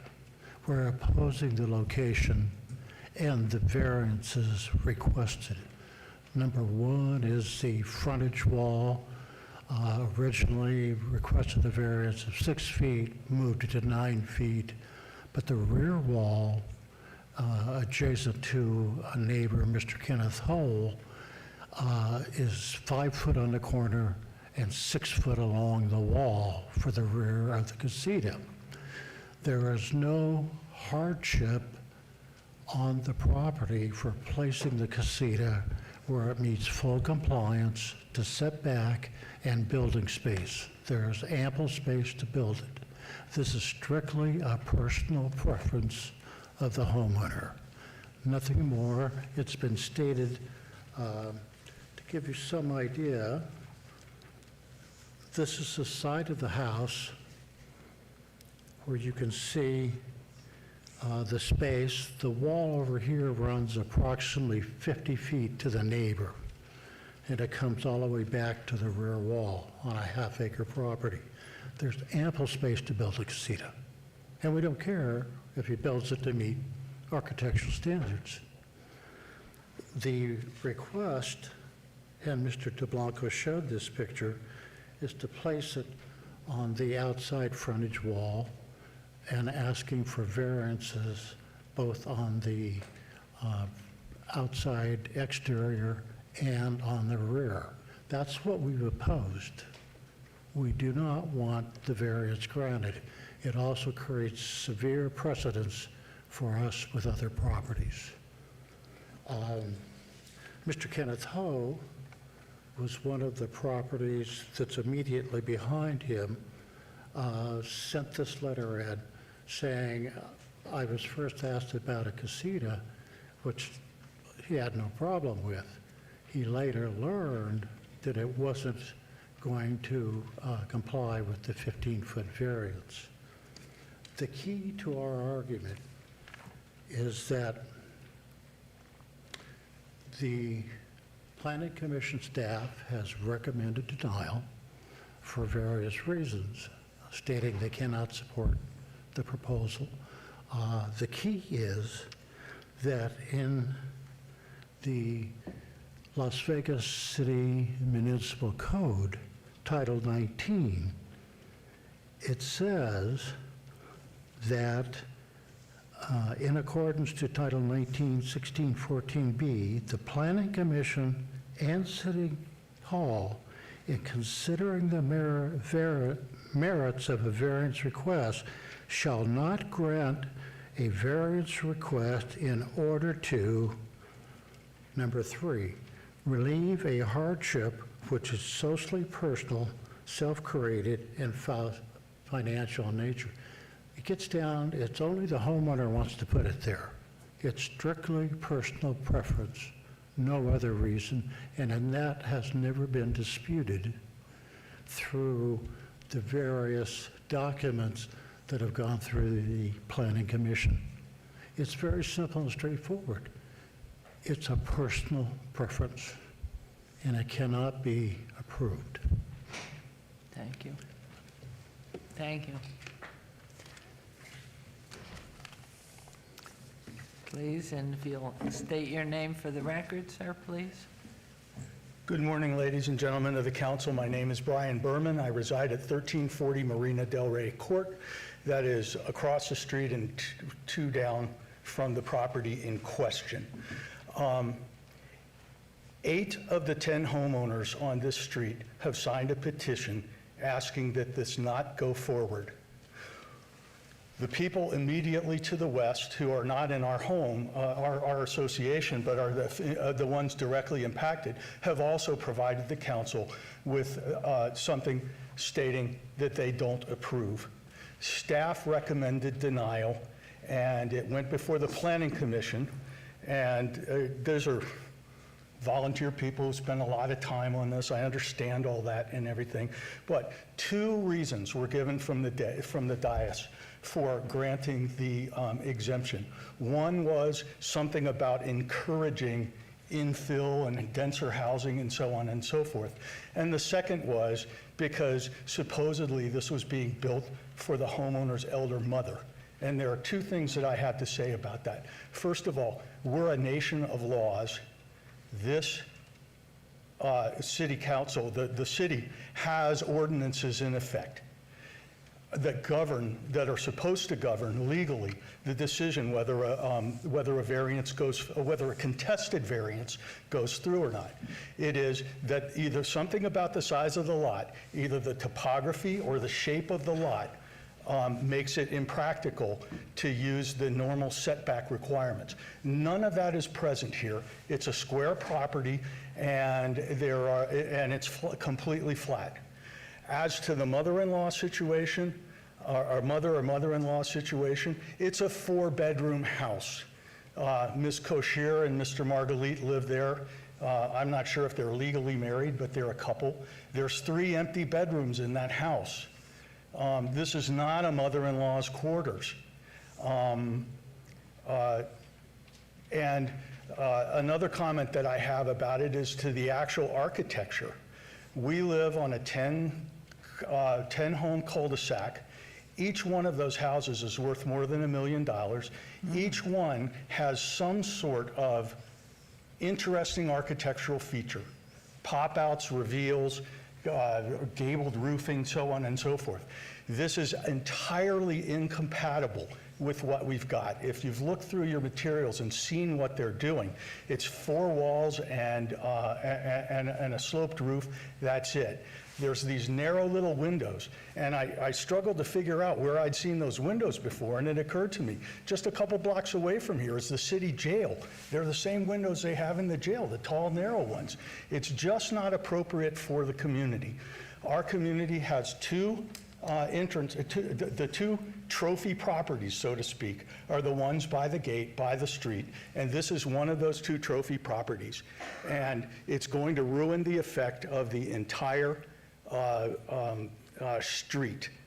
And as Mr. Allen said, as you're aware about the homeowners association laws, if you grant permission to one, you've got to grant permission to all. You're tying our hands as to what we can do with the future of our community, because you can't play favorites, say you get to do it, you don't. This establishes a dangerous precedent that forces this upon us. None of the homeowners want it, none of the neighbors want it. And legally, it doesn't meet any of the requirements for granting an exemption. And for that reason, it's my belief that the Planning Commission erred in not following the advice of staff and denying this. That's why we filed the appeal, and that's why we're asking the council to reverse the Planning Commission and deny governmental approval of this. Of course, we can still rely on our own CC&Rs, which don't allow for it. And certainly the city council is not interested in enforcing our CC&Rs, but you have to see what a position it puts us in if we have governmental approval that's against our CC&Rs, which don't allow it. You're tying our hands in avoiding having this built. So for those reasons, I urge you to uphold the appeal. Thank you. Thank you very much. Thank you. Anyone else wishing to be heard on agenda item 49A and B? I will close public hearing, and any comments from council? Any questions, Councilman Creer? No, ma'am. Okay, this is yours, Councilman Knudsen. Thank you, Madam Mayor. Just a quick point of clarification, Mr. Dorkak or Mr. Lowenstein, or anybody else. Can you just clarify for me, how does Title 19 challenge or support CC&Rs, and what is the relationship between the two? Jeff Dorkak, City Attorney. Title 19, as you know, Mayor Pro Tem through the mayor and to all the council, Title 19 is the city law, the city code for development within the city. In terms of a CC&R, that is the specific, I forget the acronym off the top of my head though, but the HOA rules for a community. Those are standalone, but we'll reference state laws or city laws from time to time. At the end of the day, our job is to enforce the city law, and as the second public speaker mentioned there, the HOA board is responsible for the CC&R enforcement. Fair enough, thank you. Just for the rest of the city council, this is how I feel about it, is I put a lot of faith and support in my planning commissioner. He does do a lot of homework around these issues. I realize there's a neighborhood dispute right now, and I don't wish to have the city engaged in the middle of neighborhood disputes. So my motion is going to be to deny the appeal and uphold the position of the planning commission. Okay, there's a motion to deny the appeal, and I must say, from my vantage point, a hearing the date of 10 homeowners and the precedent that would be set by it is critical. And so while it sounds, and having had a similar situation, there has to be another type of accommodation for the mother, grandmother, or in-law of what you can do.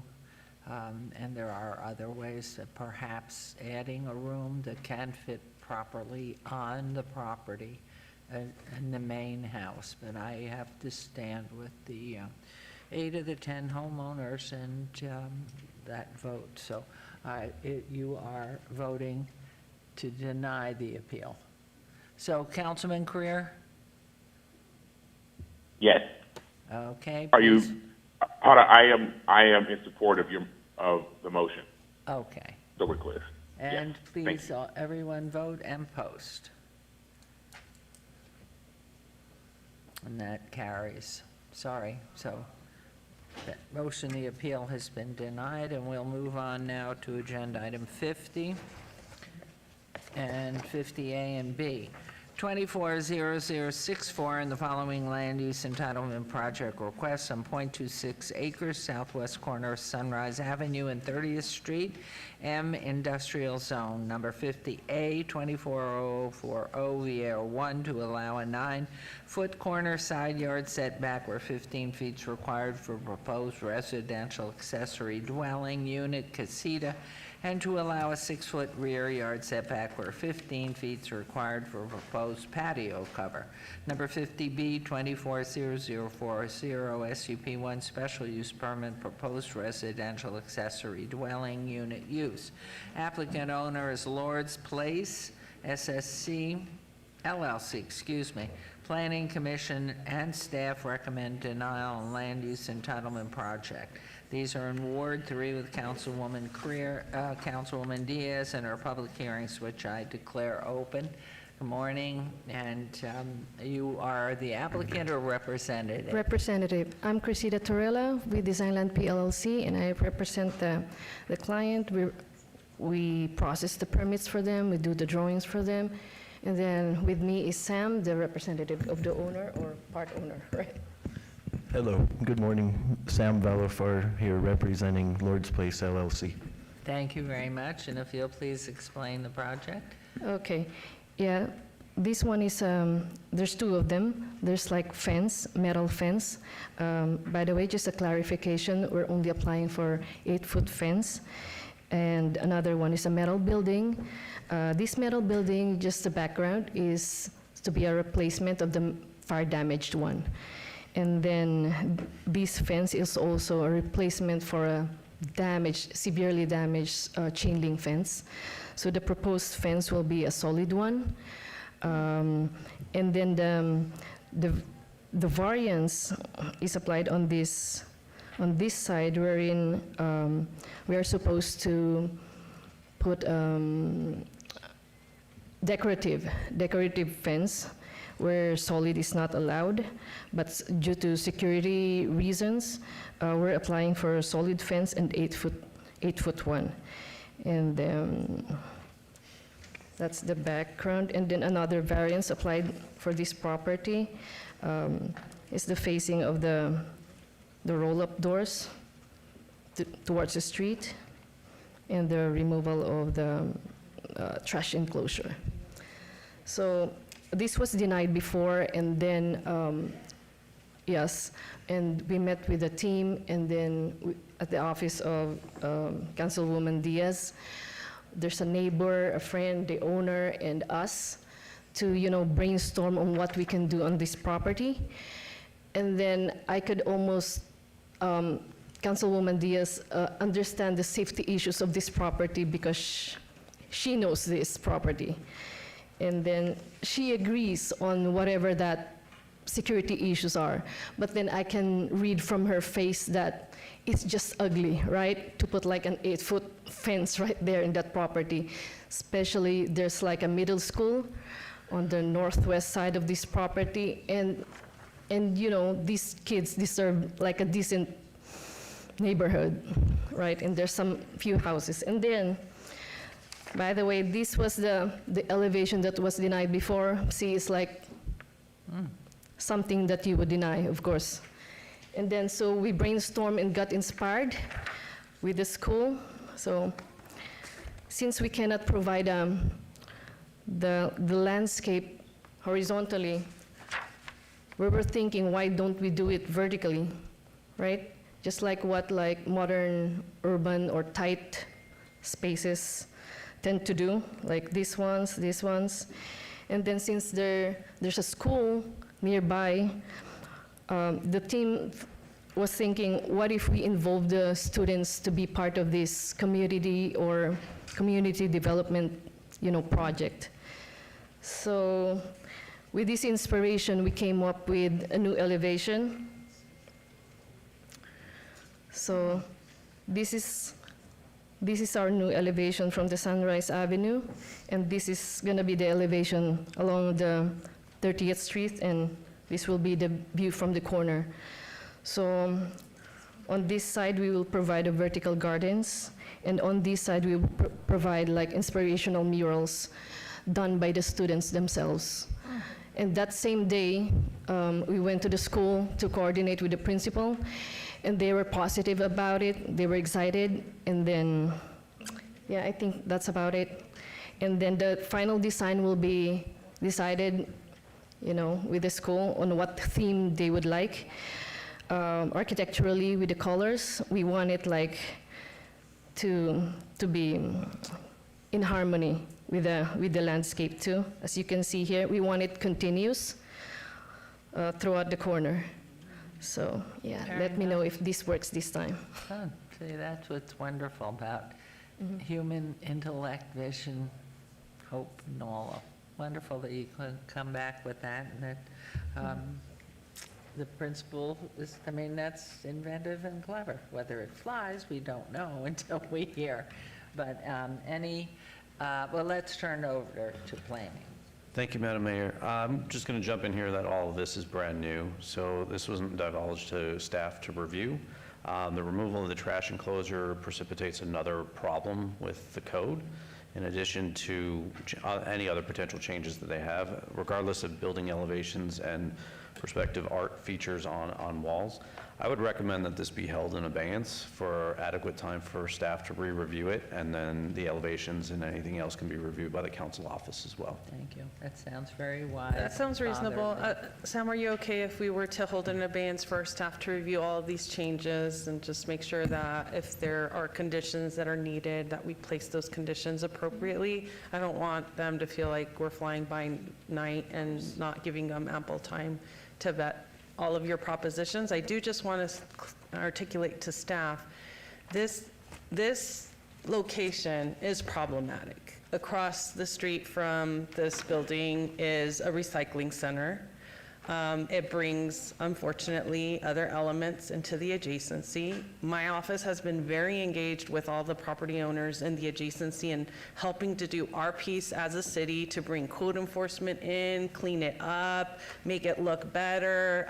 Obviously, we have middle school and elementary school not too far from this place.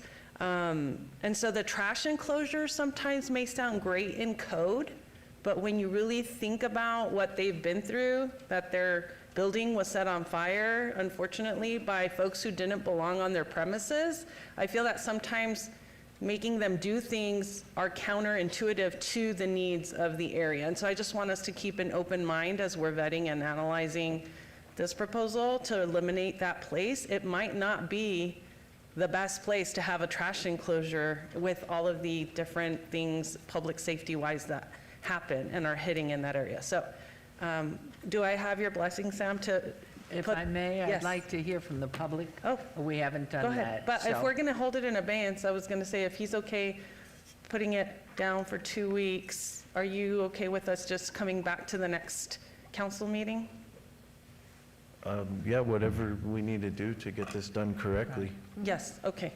Okay, So then I'm 'cause- going to, Mayor, I'm going to make Well, let's, the, before your motion, I Yes. want to hear from the public so we Okay. have a record in Yes. case somebody didn't go to work today and Came. can't come back Okay. when you set the abeyance. Sounds good. This is a public hearing on agenda item 50, 50A and 50B. So please come forward, make your comments, and do realize that what probably is going to happen, it's going to be obeyed, but you may not be able to come back. So please come up forward and, oh my. Take it easy.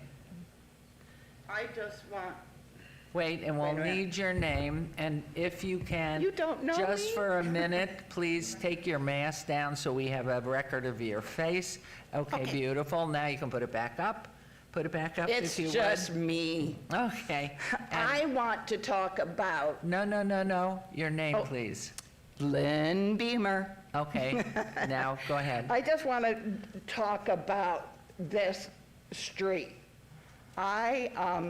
And I want to talk about something later, but I live where y'all are talking about. We had a fire on the property that I went on and right where she's at. And then, of course, we had another fire. This is not going to solve the problem on Sunrise Avenue.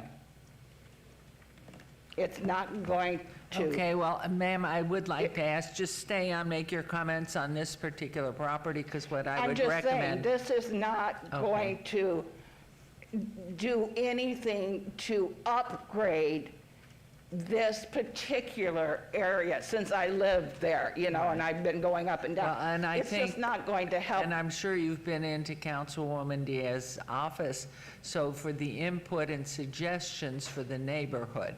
But today, it sounds like this is going to be obeyed, and you may not be able to come back.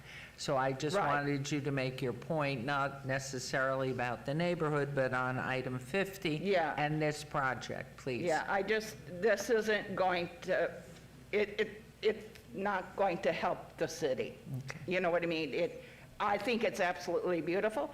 We have a mural on Sunrise Avenue that is deteriorating, and nobody's even bothering to fix it. And it's a beautiful sunrise with all kinds of color. They need to do better. That's a good Thank you. point. I mean, how do you keep up murals and make sure they look pristine and? That's something Councilwoman Polinsky was telling me, that we needed to put our heads And so around, making sure wherever that we have it's murals. maintained, but, Wait 1 second, if I may, Go please. ahead. Is there anyone else who would like to make comment on 50, 50A and B? Yes, sir, please. And there's a mic over here on this side. Good morning. Hey, good morning, City Council. My name is Michael McDonald. I've known the applicant, Sammy Valafar, for years. I've been in that neighborhood multiple times, and I believe that this would be great for that area. They do have the mural idea. They've actually engaged with Principal Deborah Thurgard with Roy Martin Middle School, and she's on board. They're even going to have the kids engaged, where the kids get dropped off in that location around when the school is let out, and the kids will walk past it and see some inspirational quotes and some beautiful artwork. And when they're getting dropped off and picked up or walking past that area, because right now, you know, the area is a little bit, it's got the recycling center there, some homeless people, you know, congregate around there. But I do believe that this would be a great option for that area. They're trying to rebuild it. He's been trying to get the permits for a while. And to engage the community and have the school involved, it would be a great asset to that area. So I really would like to see City Council approve it and make that area look so much more beautiful. So thank you for much for your time. Thank you for coming down and appreciate it. Appreciate your comments. Thank you. And is there anyone else who would like to make comments on agenda item 50, 50A and B? Okay, we're going to close public comment. Now back to you, Councilwoman. thank you, Madam Mayor. I just appreciate Sam and his team for coming. There were other business owners that came to that meeting in my office. It's an industrial zoned part of the city, and I want the members of the audience to know that it's heavily industrial and zoning and commercial back there. So we have had some challenges with industrial interfacing with school, interfacing with some residential, but Sam is coming to us trying to be a good neighbor and do the best to his ability to bring a burnt down building back to life and for him to be able to use his assets. So I appreciate, Sam, your willingness for us to hold this matter in 2 weeks so that when we come back, we're on the same page, and hopefully we can let you move forward and give us a better rendition of what that property can be, because currently it's not in the best state, and I believe there's a better path forward. So I appreciate you, your patience, and your willingness to hold this. We're going to go ahead and hold this in abeyance to our next meeting, Luann, which is? October 2nd. Thank you so much, October 2nd. And that's your motion? Yes, Madam Mayor. Thank you. How say you, Councilman Greer? Aye. Thank you. And if everyone will please vote, and then please post. Yeah, the artwork's beautiful. Thank you. Great to come up with new ideas, wonderful, and that motion passes. Okay, so 51, Agenda item 51 is 51 ABC, 240103 on the following land use entitlement project request, 1.39 acres located south side of Ricky Road, approximately 211 feet east of Rancho Drive. 51A 240103 GPA 1 from GC General Commercial to LIR, Light Industrial and Research. 51B 24103 ZON1 from C2 General Commercial to CM Commercial Industrial. And 51C 24103 SDR1 for a proposed two-story, 20,944 square foot warehouse development. The applicant owner is Linda Properties. The Planning Commission recommends approval. Staff recommends denial on land use entitlement project. These are in Ward 5 with you, Councilman Creer, at our public hearings, which I declare open. Is the applicant or representative present? Good morning. Yes, Your Honor and council members. I'm Greg Borgel, 3747 Heritage Avenue, here representing the application. The architect is present as well. However, she's only here to answer any questions you may have. And I suppose a good starting point here is we certainly respect the staff's opinions in this matter, but we think that the property, having gone already to a neighborhood meeting at which the only comments made by the designated representative of the neighbors was that the project appeared to be appropriate and compatible. Moving on from that, we went to the Planning Commission, and I think it's helpful to point out the actual situation of the site, which we would describe as an infill site. This is the specific site in question, and as you can see, it is entirely surrounded by intense commercial zoning, C2 primarily. But more than that, I'm sorry, apologize. More than that, these aren't just zonings around. These are very intense uses. Across the street is a major automobile repair facility. There is landscaping properties around which involve outside uses, among other things. There is a tavern within this area. So we felt that this property, proposed to be developed with a small office and warehouse, is clearly within the context of the general area, and probably we would suggest that the test of compatibility is primarily something that comes from the neighborhood. And in this case, 11 neighborhoods were notified, neighborhood associations. 147 notices were sent out by the city clerk, and the net result was no protests of any kind, and in fact, there were 3 letters in approval from neighborhoods. So we think we've met the test of being compatible and appropriate, and that, when all was said and done, the applicant accepted the, if approved, conditions of staff, and also accepted the additional conditions which were suggested by the Planning Commission, and that resulted in a unanimous recommendation of approval for the project. We think that makes a pretty good case for recognition that this is a project of some substance that's appropriate to the area as a small mini warehouse and office complex. But in addition, in the big picture, if we are permitted to look at the big picture, staff has suggested that this Rancho Road corridor does need redevelopment, but they have in mind things like medium intensity mixed use projects. that probably, based upon the comments we got from the neighbors on our project, is probably not something that the neighbors, actual neighbors are interested in, having medium-density mixed-use projects on this site at least. There may be a reason to go beyond this site and look at the general picture on Rancho Road.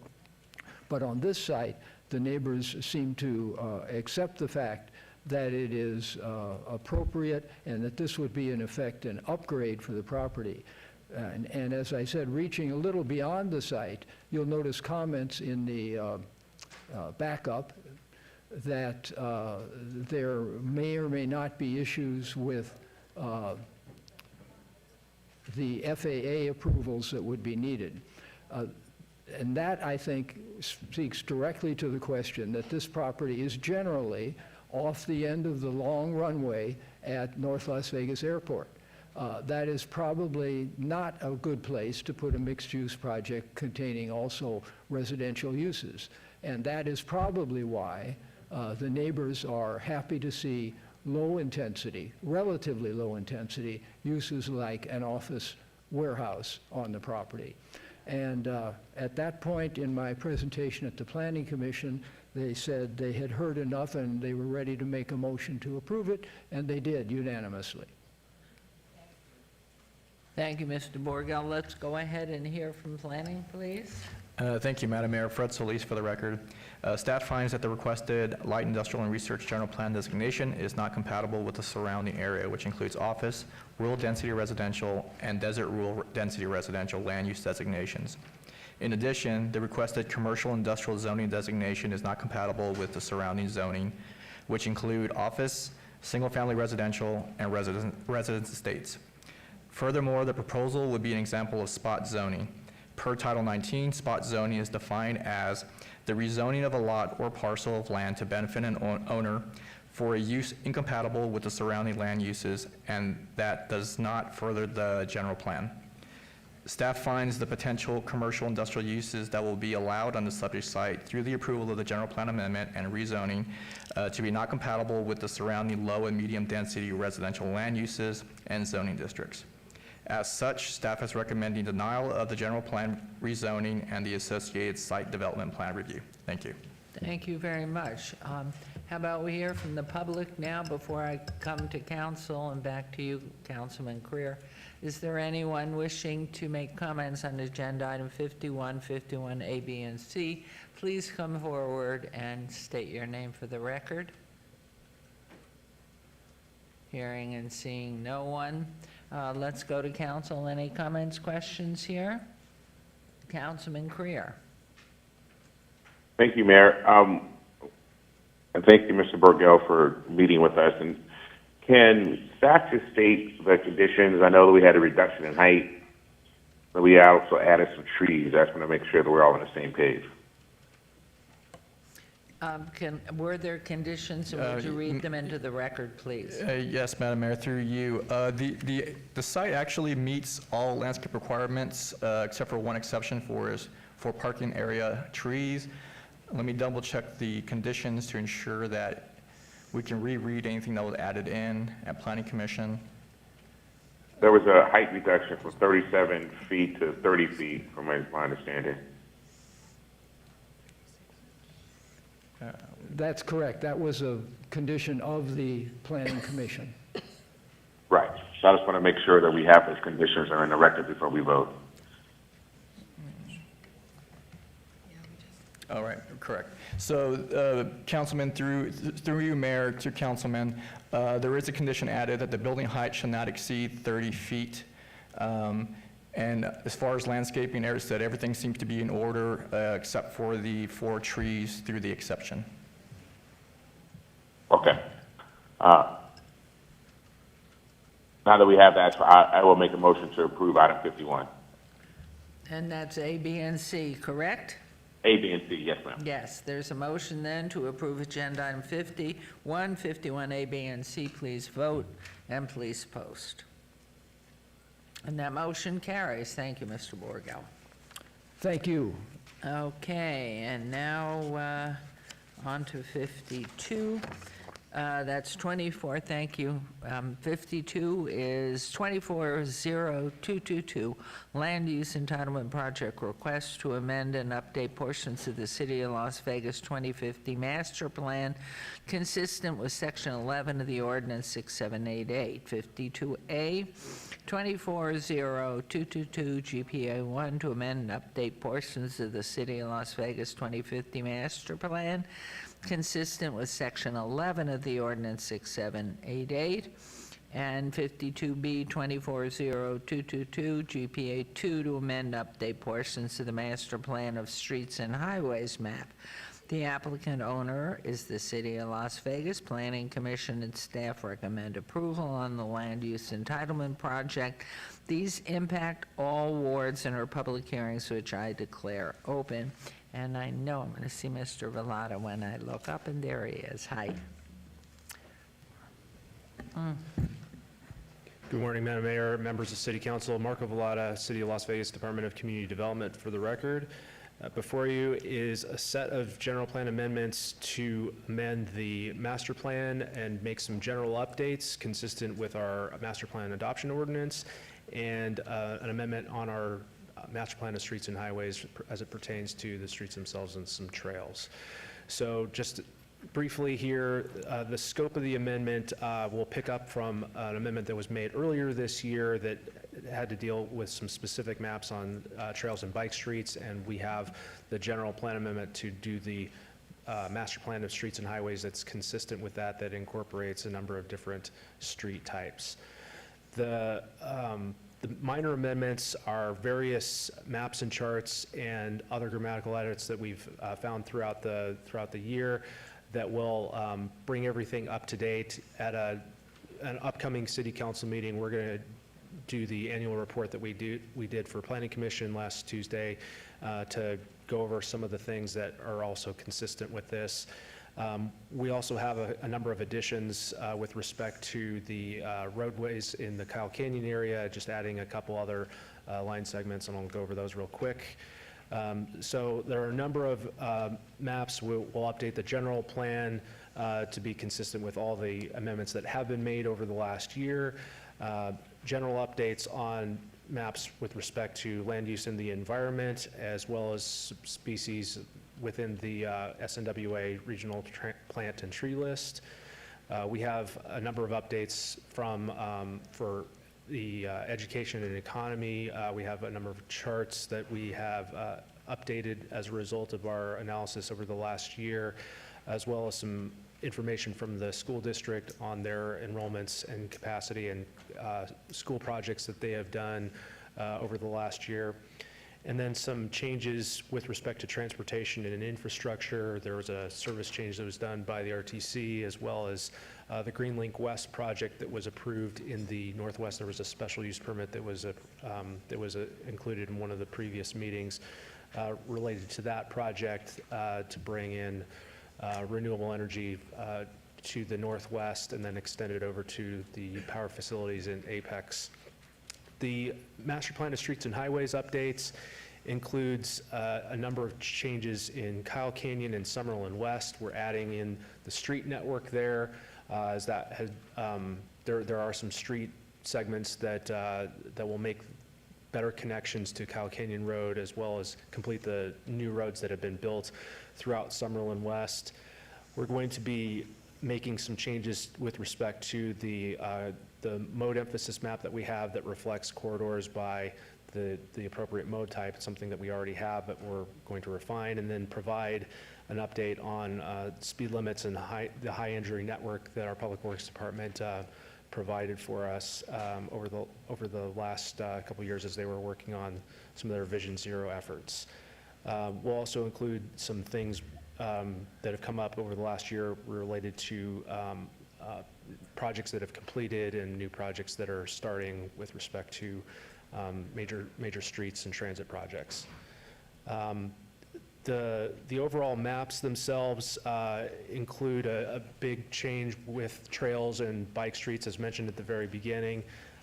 Will now be consistent with respect to some new streets that are planned, and we'll be reclassifying certain certain segments so that they're distinguished as either trails or bike facilities themselves. That was something that had caused some confusion in some prior planning applications, and this will help rectify it, as well as add some new trailheads that will be under construction in the northwest. The last change related to the general plan, the master plan of streets and highways, are some cleanups on the on some of the urban roadways in the core of the city, as well as the line work in Kyle Canyon and the corresponding street widths and functional classifications that go along with them. And with that, if there are any questions, I'm more than happy to answer. I'd ask you, Mr. Villada, first off, as this goes public, when's that online? So any input that comes in from different, getting rid of an equestrian trail, for example, the feedback, how does that tend to come and how do you address it? Yeah, thank you, Mayor. For the record, Marco Villada. There's, these are the public forums for doing that. We're not going to be making substantial changes to things like equestrian trails or some of those existing classifications, with one exception, that one being the area through the gravel pit and the mine that can't necessarily build through.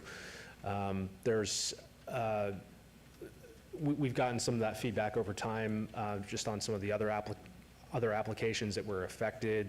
There was one case where we had the school district wanting to rebuild, I believe it was Garside Middle School, and they had a trail designation that was right in front of them and was really intended to be a bike facility. So we're, that's the type of feedback that we've gotten.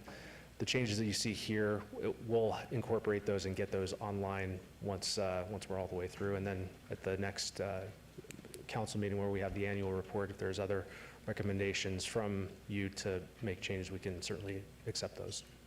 Because obviously the town has exploded in the northwest, used to be totally the ranchette, free lifestyle, bigger properties, open space, and obviously as the town keeps growing, we hear more and more issues of, wait a minute, this isn't what I bought into 20 years ago, and we know it happens in Paradise Valley, it happens everywhere. So just for people that have concerns, want to give input, when it's posted, it's available, and then there is a process for them to have the conversation. Yep, absolutely. Okay. So let's, let me go to the public first. This is a public hearing item. So is there anyone from the public who wishes to make comment?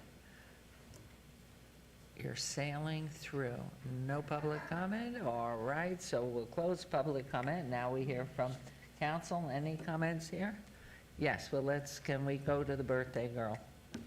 Thank you, Mayor. I'm going to use it the entire month. I'm the birthday girl. Mr. Villada, thank you so much. Oh, good. Awesome. September babies. I just want to say on behalf of my historic neighborhoods and those that hold historic preservation in high regards, I'm really appreciative of these updates that we're doing to this. And then also I love the tree, the ones that Southern Nevada Water Authority is blessing in order for us to put into our community. So I just want to say 2 thumbs up for those additions to this revision. Thank you. Mayor Pro Tem. Thank you, Mayor. Thanks for the presentation, Mr. Villada. Yesterday I was with the DOT and we had a lot of really good conversations around transit-oriented development, and I was just curious, does it belong in a plan like this? And given the city's emphasis on build draft requests and infill development and transit-oriented development, I'm just wondering. Yeah, through the mayor to you, Mayor Pro Tem, the answer for the transit-oriented development is yes. This is something that is kind of a fundamental tool for infill and redevelopment. We have a number of projects that are underway right now that will benefit greatly from that. Maryland Parkway being one, Charleston being the other. Boulder Highway is also commencing. If you look at the entire valley as a whole and some of the projects that go along with it in terms of the design, some of the projects that are going on here in downtown, in Symphony Park, in the medical district, in the arts district. I mean, those are all about making walkable communities that are within close, close proximity of transit, making it easier for people to move from one location to another. And the map updates that are here kind of reflect that overall vision. Transit-oriented development is something that is in statute as something that a city or a county should consider in terms of their land use element and their overall planning. Okay. Thank you. Thank you very much.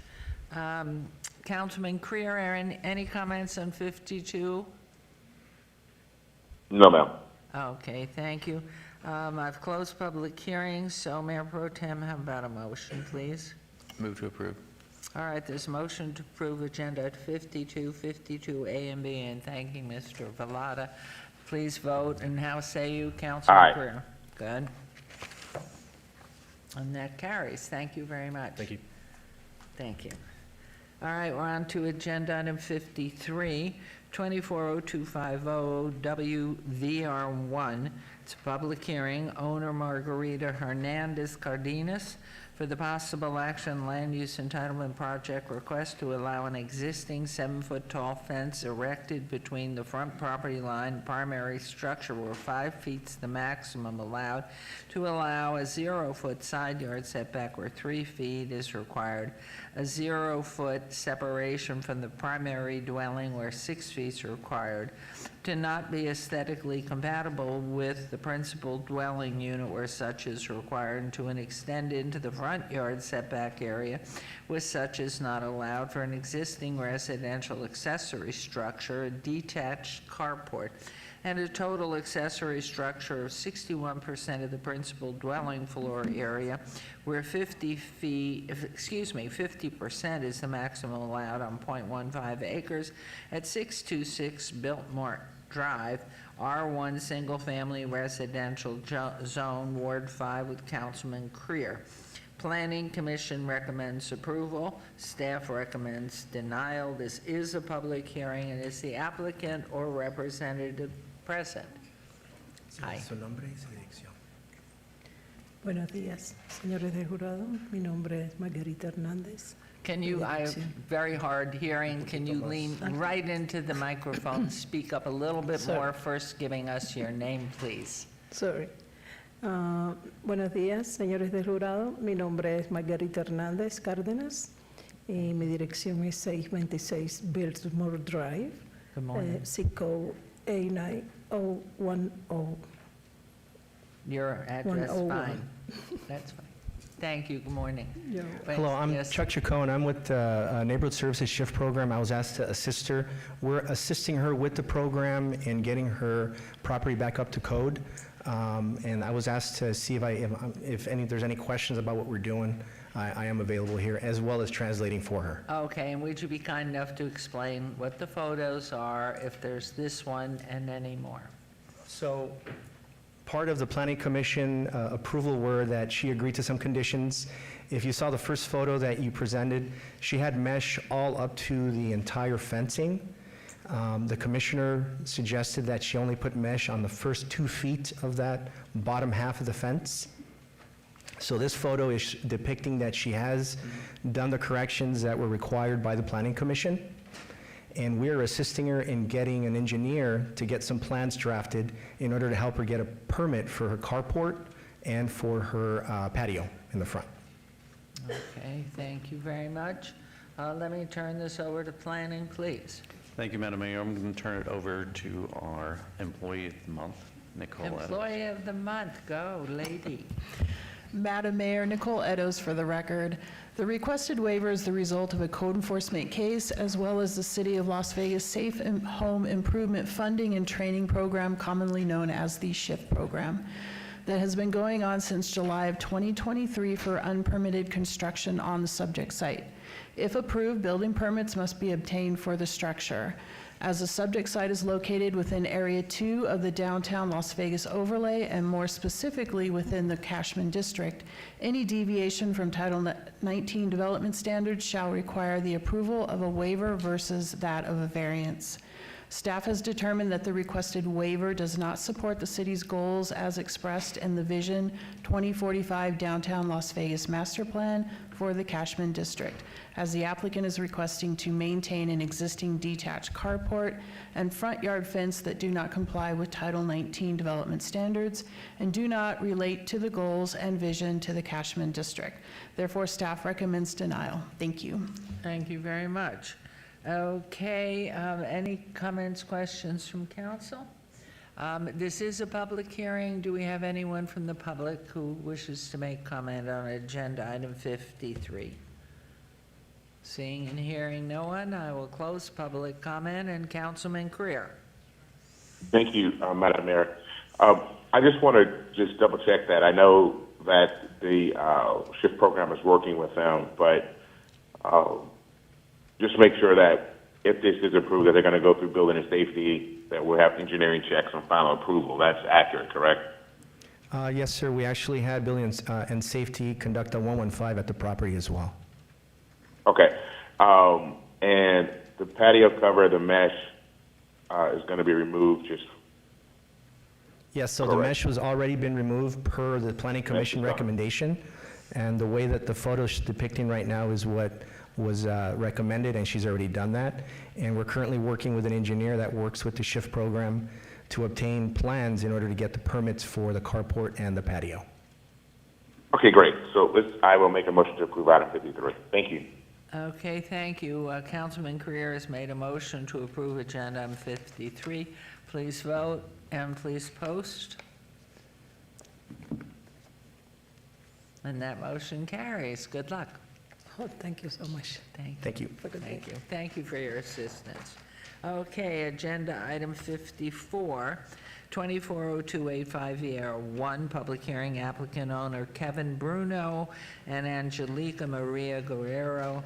Possible action, land use entitlement project request to allow a 0-foot separation from the primary dwelling where 6 feet is required for a proposed residential accessory structure, a greenhouse on .09 acres at 4424 Bristol Manor Drive, RCL, single-family compact lot zone. This is also in Ward 5 with Councilman Creer.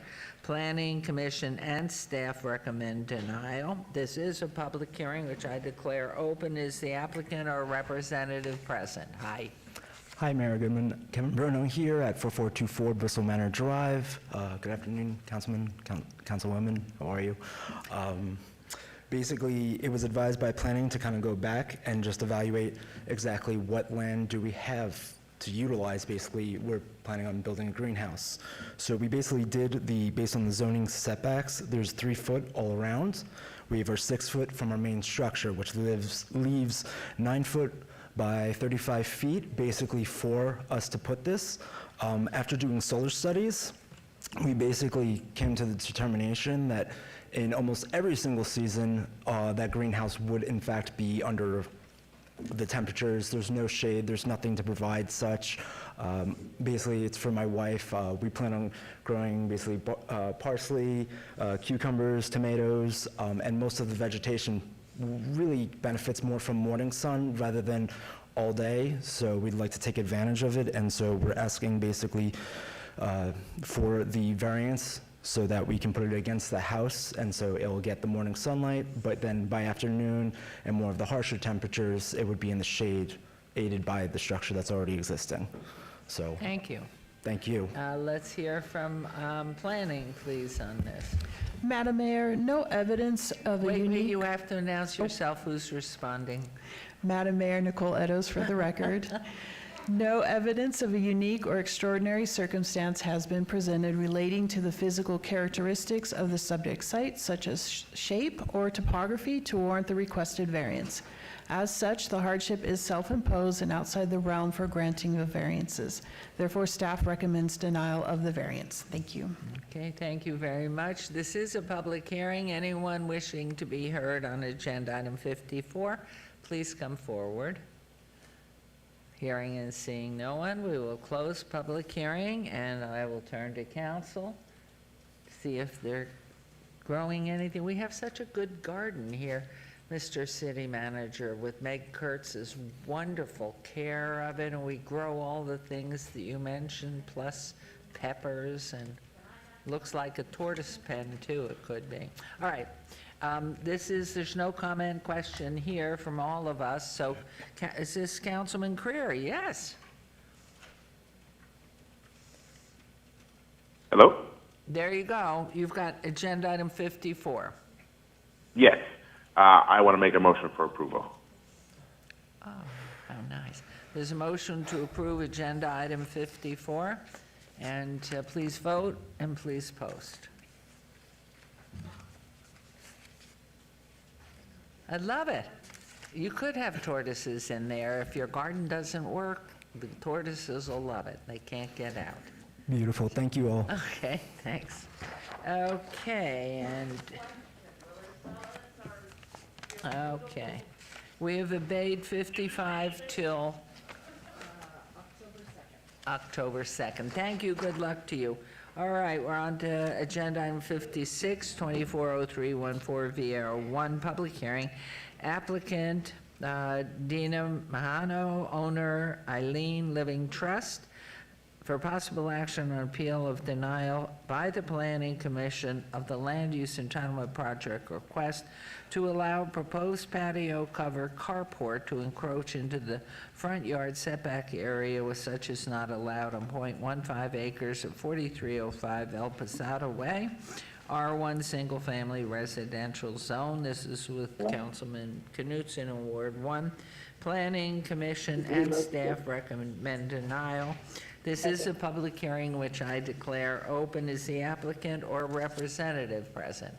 Hello, I'm Gina. I'm here to assist my mom, Dina Mahano, with a reversal for, to appeal the former decision to deny the carport. Okay, do you want to talk about the project here, please? Please. For any potential concern of the neighbors, Wait, which there are. excuse me 1 second. Somebody has something on? Thank you everyone for coming to support Mayor tonight. Oh, Councilman Greer, you've got backfill. Can you? I think you were still coming. How do we, can you put your mute on while we're hearing, please? Okay, let's start again. Your name, please, again? Yes, Gina Hammerly, here to represent my mother, Dina Mahano. Okay, thank you. Okay, please tell us about the project. Yes, it would be a variance, an approval of a variance for a carport. There are no existing rebuttals by neighbors, but I understand that to be a major factor with the approval of this. For any potential concerns with neighbors, you know, I've seen the honor given here for anybody to bring any concern or even their own request. And it would seem that that you would also justly consider them and even encourage them to participate in the process of doing this the correct way. As far as my mom is concerned, she's sacrificed in time and cost, both for the cost of the variance, the cost of this appeals meeting, and architectural drawings to meet the requirements to do this the correct way. And all of that is coming out of her savings for her retirement. And this is for the integrity of the variance that we're looking to get her to the finish line of her career and old age well, since retirement for her is going to be yet a ways off. So I thank you for hearing the respect that she has for the city and her sacrifices, and for even offering a way to use the variance for this project. She's raised a Hard-earned. beautiful daughter. You obviously love her very much, and that's beautiful. You're doing a good job. Are there any other photos or anything else beyond this one which maybe we have in planning? Thank you, Madam Mayor. Peter Lowenstein for the record. I'll do the staff presentation. This is an appeal of the denial of the Planning Commission, who found that the proposed carport was incompatible with the surrounding neighborhood and would lead others to make similar requests to deviate from the development standards. Staff finds that the request is preferential in nature, as no evidence of unique or extraordinary circumstances has been presented related to the physical characteristics of the subject site as shape or topography to warrant the requested variance, and recommends denial. Thank you. And was there any record given of neighborhoods that don't, neighbors that do not object? Has that been submitted? For the record, there was 344 notices mailed out, none returned for protest or approval, and then 19 neighborhood associations. None were returned? At this point, none have been returned, yes. Okay. Thank you. This is a public hearing. Is there anyone who wishes to make comment on this agenda item 56? I will close public hearing. I will turn to council. Any comments, questions here? None on this side, nothing on this side. You're on, Councilman Creer, but you're on mute. Oh, it's not you, Councilman Creer, with the Nope, not me. feedback. Lucky you, not you.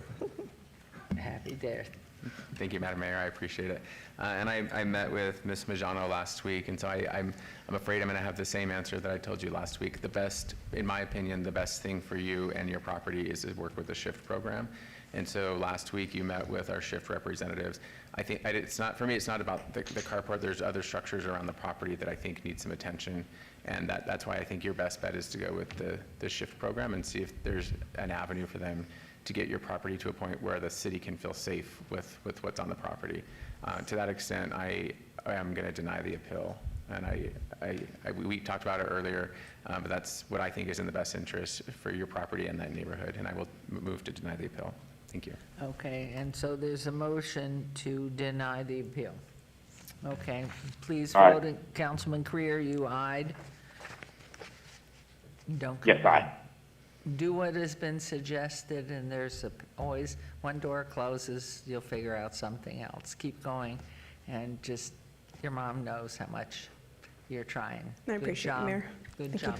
The motion carries as recommended by Councilman Knutson. All right, we are on to agenda item 57, 240324 on the following land use entitlement project request on 1.81 acres at 801 East Charleston Boulevard, C1 Limited Commercial Zone, 57A 240324 ZON1, from C2 General Commercial to C1 Limited Commercial, number 57B 240324 VAC1, to vacate 8th Street public right-of-way between Gass Avenue and Charleston Boulevard, and 57C 240324 SDR1 for proposed three-story 38,180 square feet office building and a four-story parking garage development with waivers of Title 1908. The applicant owner is our wonderful Legal Aid Center of Southern Nevada, Inc. The Planning Commission recommends approval on the entire land use entitlement project.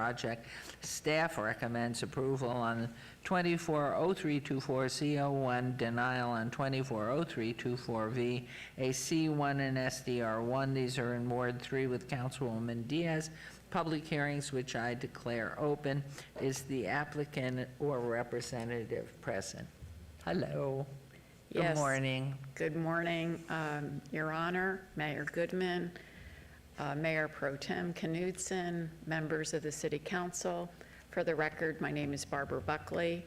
I'm the Executive Director of Legal Aid Center of Southern Nevada. With me is Terry Bratton, to my right, who is the Chief Financial Director at Legal Aid Center of Southern Nevada. But like many successful nonprofit executives, he's also in charge of facilities, IT, human resources. We wear many hats at nonprofit organizations. And I also have John Langston. Okay, wanted to make sure I pronounced that correctly, with LGA Architecture. We're here before you today to seek land use entitlements for an expansion of the Legal Aid Center of Southern Nevada footprint in downtown Las Vegas. Our proposal is to create an advocacy and justice complex. Just by a way of background, in the last 11 years, the number of individuals that Legal Aid Center of Southern Nevada has served has quadrupled. 11 years ago, we were representing about a fourth of the children in foster care. Fast forward to today, we represent every child in foster care. Bravo. Our representation of domestic violence similarly has nearly quadrupled. We assist victims of domestic violence in getting restraining orders and in their custody and child dispute matters. We also set up a brand new program to protect the elderly from exploitation in guardianship matters. I think a number of you will recall we had a scandal in our community not so long ago where individuals who were purportedly protecting folks actually stole every dime of their life savings and their homes, putting them out in the street or in group homes. Now, before a guardianship is imposed on anyone, our office goes to visit them to ensure that the guardianship is wanted and needed. And if not, we represent them in court, and if it is indeed a predator, with the client's consent, we report these predators to the Las Vegas Metropolitan Police Department. So our numbers have quadrupled, and then October 1, 2017 happened. We received a call the following day as the federal representatives from the Office of Mass Violence, the state, our partners at the county examined how we would serve the survivors of that violent, tragic evening. Shortly after that, under the direction of county management, Chief John Steinbeck, the Vegas Strong Resiliency Center was born. We were embedded in the center since day one, and a year after, we were asked to assume management of the center. It was our honor to do so, and we were pleased to receive a Department of Justice award for our service model serving victims. Last year, as the federal grant ran out, the county decided to permanently fund the Resiliency Center, now rebranded as the Resiliency and Justice Center. It will serve every victim of crime in our community, and it will also be available to be activated if there's any incidents of mass violence. So why are we here before you today? We need a space to be able to house these expanded services. The Resiliency and Justice Center is in leased space on West Charleston, so we have victims going to two centers, not a best practice. So our plan is to consolidate all of our services for victims in one spot. We were so pleased when the U.S. Bank building right across the street from our office put up a sign that said bank branch closing. So I called the U.S. Bank president and said, it's time for you to come visit Legal Aid Center of Southern Nevada. A month later, we received an agreement from U.S. Bank to sell us the property at a deep discount because of our mission and our vision. Fast forward to today, we've started a community fundraising effort. We've raised 92% of the funds, thanks to the very generous contributions of our community to see this vision happen. Since that time, we've worked with the incredible architecture firm of LGA, and they have produced an amazing vision for this campus to connect to our existing building. I'd like to turn it over to Terry Bratton to talk a little bit about the major components and the waivers that we're seeking today. Wonderful. Congratulations to you. What remarkable data. Unbelievable. Good morning. Good morning, Madam Mayor, Mayor Pro Tem, members of the council. We appreciate the opportunity to speak with you this morning on this project. As Barbara indicated, We have acquired the property that is just east of our current headquarters. We are at the corner of 8th and Charleston. This address is 801 East Charleston. And for quite some time, since 1962, a bank branch has been located on this property. And you'll see from the diagram, the image on the left is the current picture of the bank branch. This is a view looking west, as though you're traveling westbound on Charleston, and it's a view that people have seen for many, many years. And we've also been on on the existing property where our main headquarters are since 1999. So we've been there for over a quarter century, and we've been friends and neighbors with everybody surrounding us, including U.S. Bank. We've come to admire the historic nature of this building, and this is one of the things that we wanted to incorporate into the redesign of the expansion of the building that we're going to be, that we're proposing today. You'll see on the right-hand side of this picture what the proposal is going to be when the project is completed. There are a number of architectural designs that are featured in the existing building that we want to carry through to the new building, one of which is, you see an Art Deco design here on the east face of the building, which is called the Brise Soleil. We want to carry that. We're actually going to be taking that down, taking that apart from the original building and reincorporating that actual material into the new project, as well as some of the existing brick that is on the south side of the building. We're going to be reincorporating that into the new construction of the new building as well. Part of the reason for doing this is a mid-century modern building that has been in existence since 1962. It's one of the last best examples of mid-century modern architecture in Las Vegas. It's something that we've come to appreciate over the years that we've been on this site, and it's something that we want to reincorporate back into the design while making the property, really building it up to its highest and best use. There are a number of reasons why we have to dismantle parts of the building to reincorporate them in the growth of the building rather than just using the building as it sits. Part of that is that the building, again, was built in 1962. It does not meet current code requirements. It does not meet earthquake requirements, and it is not ADA compatible. Not to mention that there's part of the foundation that's sinking. So there's an extensive expense that would have to be put into this building just to make it habitable, even as it is.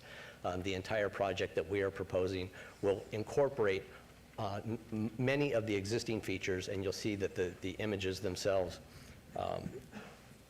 show that the building will not have much difference in appearance when it's completed, which is really our intention, is to try and keep that historical flair, but also putting the property to its highest and best use. The current building is only about 9,000 square feet. With only about 1.5 floors. Again, no elevator, it's not ADA compliant. We are going to be moving this to almost 40,000 square foot building that will be a professional office building housing offices for the Resiliency and Justice Center, for our other attorney use, and really kind of a community center that will really benefit the entire area, bringing, again, the property up to its highest and best use. Beautiful. Happy to answer any questions that anybody might have. What are the boards underneath the top one? These are boards that were put together by LGA Architecture. They indicate kind of an overall consolidation of both of our properties. Our current property is located here on the left side of the board. We are going to be adding the subject property here and joining the two of them together via a bridge which will connect the buildings together. And parking is in which building? This area here will be the new parking garage. Our current parking garage currently exists as kind of this square block here. We'll be adding onto that parking garage to the east between the two buildings. And then the pathway in between the building to the west and the building that you're acquiring to the east there? Do you want to talk about that pathway? Correct. We're going to be incorporating kind of a unique plaza area in between the two buildings that will be heavily landscaped. We'll incorporate a pass-through area, pedestrian and bicycle access. Again, it'll be 24/7 access for public to walk through this property from Charleston Boulevard to Gass Avenue. And again, it will be heavily landscaped. Right now, there is a heat island effect, as everybody knows, in Las Vegas. The current property exists with a large asphalt portion to the direct west of the building, kind of between our two buildings, as well as 8th Street, which is also an asphalt building.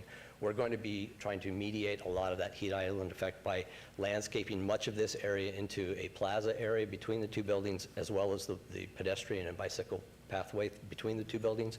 We're going to be removing a lot of that asphalt, therefore alleviating a lot of that heat island effect, and making the buildings themselves kind of a white roofed and white painted, which is much more reflective of the heat off to help, again, alleviate that heat island effect. Beautiful.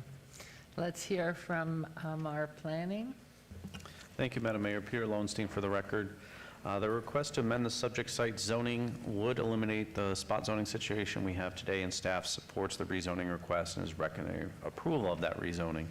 Regarding the remainder of the request, the applicant was not able to obtain approval from the neighboring properties that would be directly affected by the 8th Street vacated. If 8th Street was to be vacated, therefore, staff is not able to support the petition of the vacation. As a result, staff is also not able to support a site plan dependent on the vacation request and is in denial of the vacation and site development plan review request. Thank you. Well, I'm very excited about it, and the benefit to this entire community that what you have undertaken over these past 25 years is unreal, just phenomenal, and such a gift and caring and steadfast commitment to where the needs are. It's just so impressive, and the design and keeping that mid-century modern look so important to the community too, because we implode everything and rebuild, and this is preserving. It's beautiful. Now, this is public comment. This is a public hearing item. Is there anyone who would like, oh, look who has joined us. Please come right on up. Good morning. My name is Brian Berman. For this purpose, my address is 721 Gas Avenue. I am directly across the street to the north. Can we pull up the second board? Absolutely. Oops, sorry. You're probably going to be best to use this board here. Did you have the one, the second one, the one that was directly underneath this one?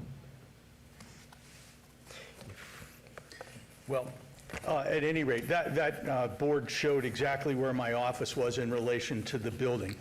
And let me commence by saying I support the existing mission of Legal Aid Society. I support their expanded commission, expanded mission. I support the project in concept. I met with Mr. Bratton.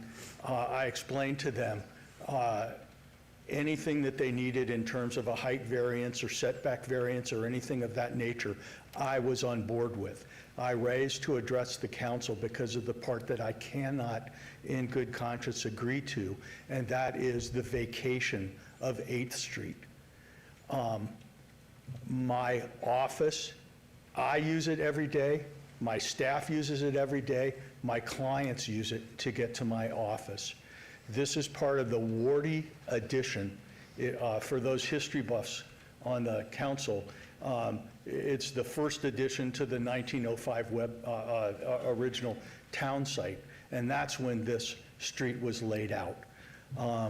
And the street, I don't mean from a legal title point of view, but from a metaphysical point of view, it doesn't belong to the city. It belongs to me and every other resident and every other visitor to Las Vegas, and it belongs to my children and my grandchildren and my unborn great-grandchildren. And it's not a light thing to take a street and just say it doesn't exist anymore. And I feel very badly about this because I do support what they're trying to do, and it creates considerable hardship and additional expense if we don't vacate 8th Street. But as of right now, every day at rush hour, traffic backs up all the way here. It takes 2, sometimes 3 light cycles to get through that, excuse me, to get through that intersection. And that's with the existing traffic that's on 8th Street. It's going to be even more of a problem if we vacate 8th Street altogether. There are some traffic problems here at this intersection. There's a lot of accidents and so on and so forth, but there's nothing wrong with that intersection that can't be cured by turning it in from a two-way stop into a four-way stop. As the person most affected by this, because I'm directly across the street, I'm kitty corner from the bank, the old bank building here, and I simply cannot support vacating 8th Street,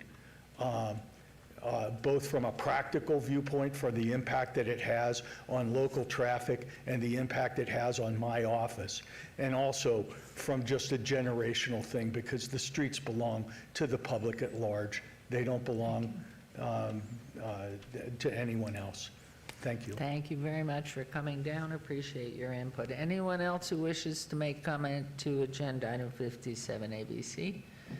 Okay, I will close the public comment. Let's hear from anyone from council before we move forward.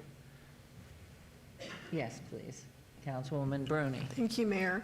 I have a question about the vacation of the street, actually. So can you share, this is more for planning, how often do we vacate a street? Is there like a threshold or some minimum requirement to agree to vacate a street? And then, what was the other question I had? Have you done a traffic study yet? Or at what point would a traffic study be done to approve or deny a vacation?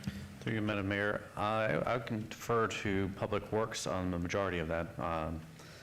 The traffic studies are usually a condition of approval on the site development plan review. Mayor, Council, Bart Anderson, Public Works. And what Peter says is true. It's normally a condition of approval. However, we thought that this was a sensitive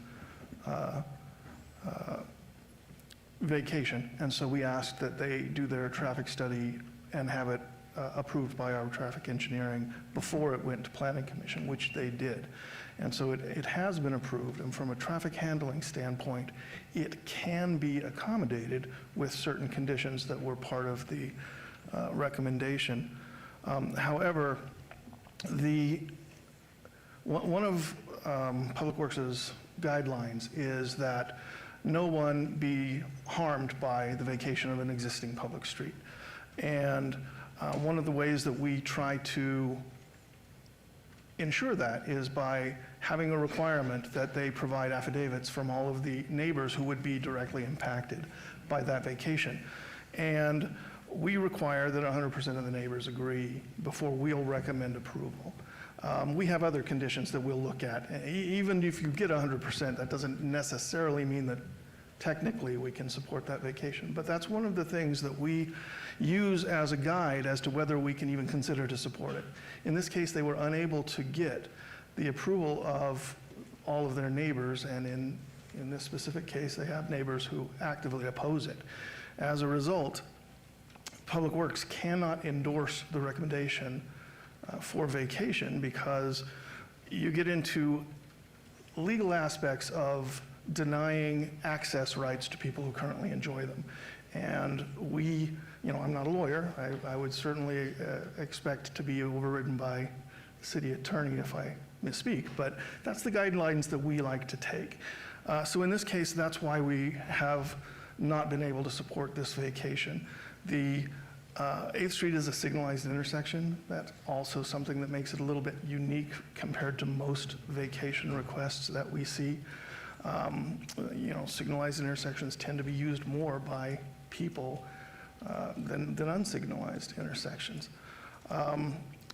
As to the question as to how many streets are vacated, it's not a lot, but it's not none. We certainly are able to do so, and we have vacated streets in the past, but as a general rule, not if anyone opposes it.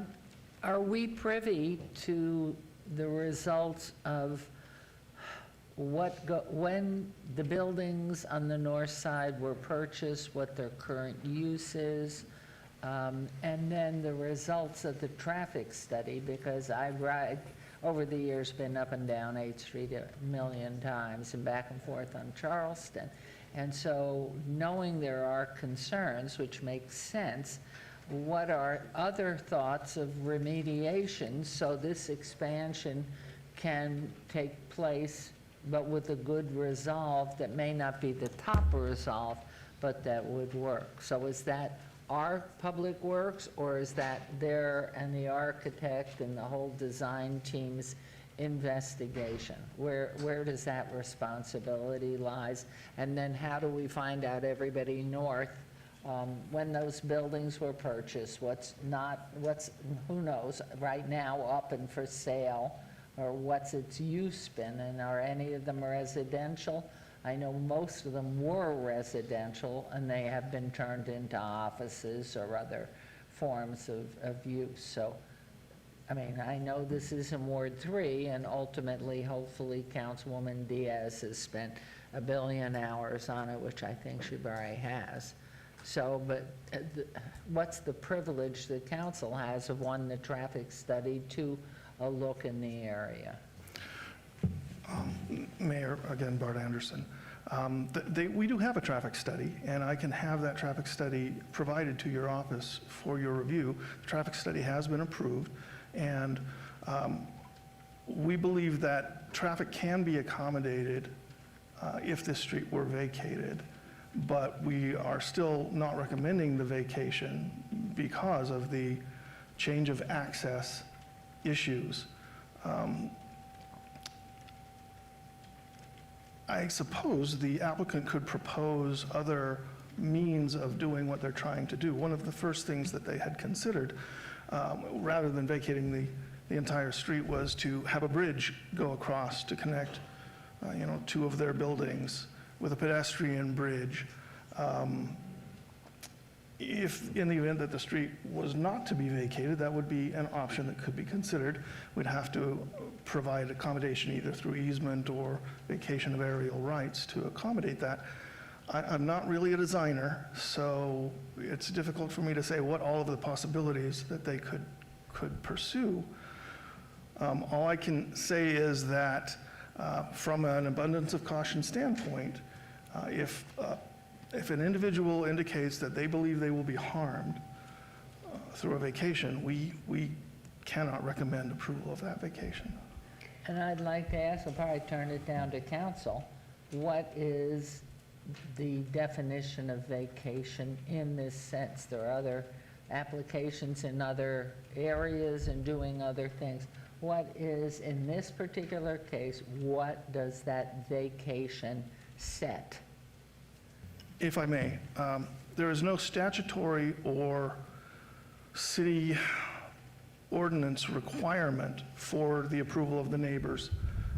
All that there is a requirement is that city staff find that there will be no harm done to those neighbors. But if I may, I know what you're saying there, but what does the definition of vacating a street? What does that mean? What is the legal definition according to our codes and everything? Does that mean no this, no that, yes this? I mean, I declare definition, and I know with Barbara Buckley and her team being all lawyers too, doing different types of law, but to me, what does a vacation allow and what does it prohibit? The vacation is the relinquishment of city ownership and control of a right-of-way that they currently own and control. A public right-of-way is a piece of land that is dedicated for the use of the public for transportation, pedestrian uses. If the city determines that a particular piece of right-of-way is no longer needed for those purposes, the city can agree to vacate its interest in that right-of-way. And what happens then is the right-of-way reattaches to the adjacent private properties that it originally came from. from the original plat that dedicated it, it will reattach to those parcels. In this case, the same owner owns both sides of that street, so if the city were to vacate it, ownership of that street would go to the people who own the parcels we're discussing. Now, the city right-of-way... Excuse me, right there. Does that ownership, like Sahara, I think, we own the north side of Sahara in areas, and the county owns the south side. On this street where it vacated, does it divide down the middle, and the building that's in question owns their side, and the residents to the north or offices to the north own the other side? Most commonly, that is how it works, but it really depends on how the street was created. If the street was created on a map that had houses or buildings on both sides, parcels, if I should say, on both sides of the street, then yes, it would be split down the middle. However, if that street were created on a map where only one side was developed and the other side was not part of that map, then the entire street would go to the parcel that was part of that map. It's a little technical, but as a general rule, divided down the middle is by far the most common way of doing it. And therefore, the upkeep on both sides inures to the people on the north to keep it up. It's no longer the city's responsibility, and the businesses on the south side are responsible for that upkeep, painting, and whatever, light fixtures, everything. Well, the street would go away entirely in this particular case. That's usually the purpose of a vacation, is to make the street go away entirely so that they can do something else with that property. In which case, they could enclose both ends. Right. And Mayor, if I could, we did not, Barbara Buckley for the record, we did not take the request of vacation lightly. First, we investigated. One of the primary goals in redeveloping this site was to be able to keep the historic nature of the original building. To do that, we needed to keep that footprint where it was, so that when you're driving by, you will still see that mid-century modern look. The expansion then, of course, is further west. But to then have the original building and the addition, where would we park? The first effort we made was to see if parking could go underground, so we would not have to vacate A Street. Unfortunately, that would require an additional $4 million initial cost, and then because we hit the water table, we would be required to constantly pump, creating millions of dollars of upkeep. So our architect, LGA, said the most cost-efficient way to do this is to take your existing parking garage now and expand on that. And to do that, it would require the vacation of 8th. With the traffic study, the traffic signal will remain. People exiting will still get a light if they're headed north and be able to turn right or left. And there is egress and ingress, of course, both on Las Vegas Boulevard and on 10th, very close to the project site. Additionally, Mr. Bratton has a couple maps that I think will provide you some interesting information about neighborhood support. Thank you again, Terry Bratton, Legal Aid Center of Southern Nevada. Our top display here does indicate that we did reach out to all of the property owners. 8th Street, the current property that we're talking about is right here. 8th Street does extend north, but dead ends at Clark, where the Las Vegas Academy is. We did reach out to all of the property owners on both sides of 8th Street, all the way up to Clark, as well as south of Charleston, on the first few neighborhoods that were indicated by Public Works with respect to the John S. Park neighborhood. The lighter blue colors indicate locations where we met with the property owner and received support from that property owner. The darker blue indicates property owners that we've reached out to who agreed that they would support us, but we have not yet received their letters of support. And then the gray indicates either empty properties or properties where there were absentee landlords or absentee owners that we weren't able to contact. So we did receive a majority, I won't say majority, we did receive 17 letters of support with promises of support from others. So we did reach out to everybody that was on 8th Street and would be in the affected areas. With respect to this other board, it indicates a number of properties up and down Charleston. The subject property we're discussing is right here. The other properties that are in red are empty or vacant properties. Those that are in an orange color are underutilized. And so we believe that the development of this property is really going to help rehabilitate this area, strive to push growth in this area, and bring new business and building in this area. Much of this area is already zoned as PR. A lot of it has now been converted into what people call Lawyers Row, or no longer very many residential occupied houses. Most of them are now businesses. But nonetheless, we're really trying to reintegrate the community, keeping the flavor of the building, the historic nature of the building, keeping the community as it was. Since we've been there for so long, we have a vested interest in maintaining that property. And then to follow up on Barbara's point with respect to the parking, again, we don't take this lightly. We did a number of different studies, and the traffic study itself, well, let me back up. The vacation of 8th Street is required for the addition of the parking structure that's going to be necessary for the increased size of the building. We did look at parking underground. It's a pie-shaped lot, or a triangle-shaped lot, which is really inefficient and ineffective for parking. We're looking at multiple levels of underground parking, which is what took us down below that water table, which is why we would have to install significant millions of dollars in dewatering equipment, permanent dewatering equipment, which would also require annual maintenance, well, probably quarterly maintenance. In addition to that, we would have to provide regular testing of the water to the water district. So it's an ongoing permanent expense that we would have.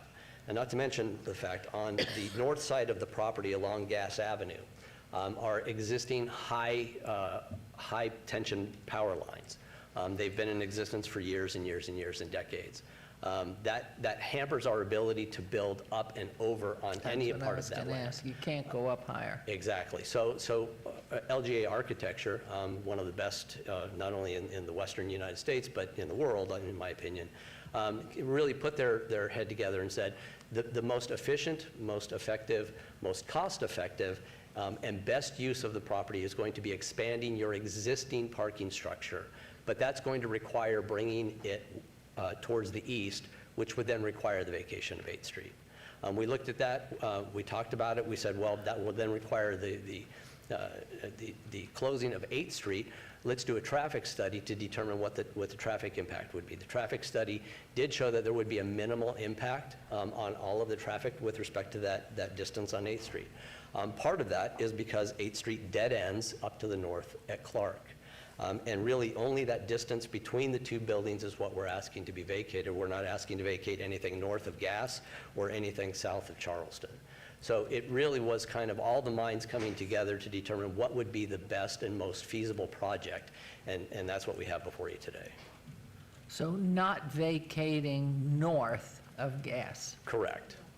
And we would include in that vacation, if it's approved, obviously we still need to maintain pedestrian and bicycle access from Charleston up to the northern part of 8th Street across Gas Avenue, and that would remain. That would not change. Okay.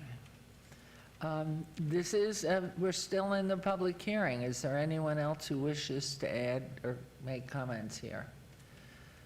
Okay, well, I think if there's Councilman Creer, any comments, questions? Nope, I'm good, thank you.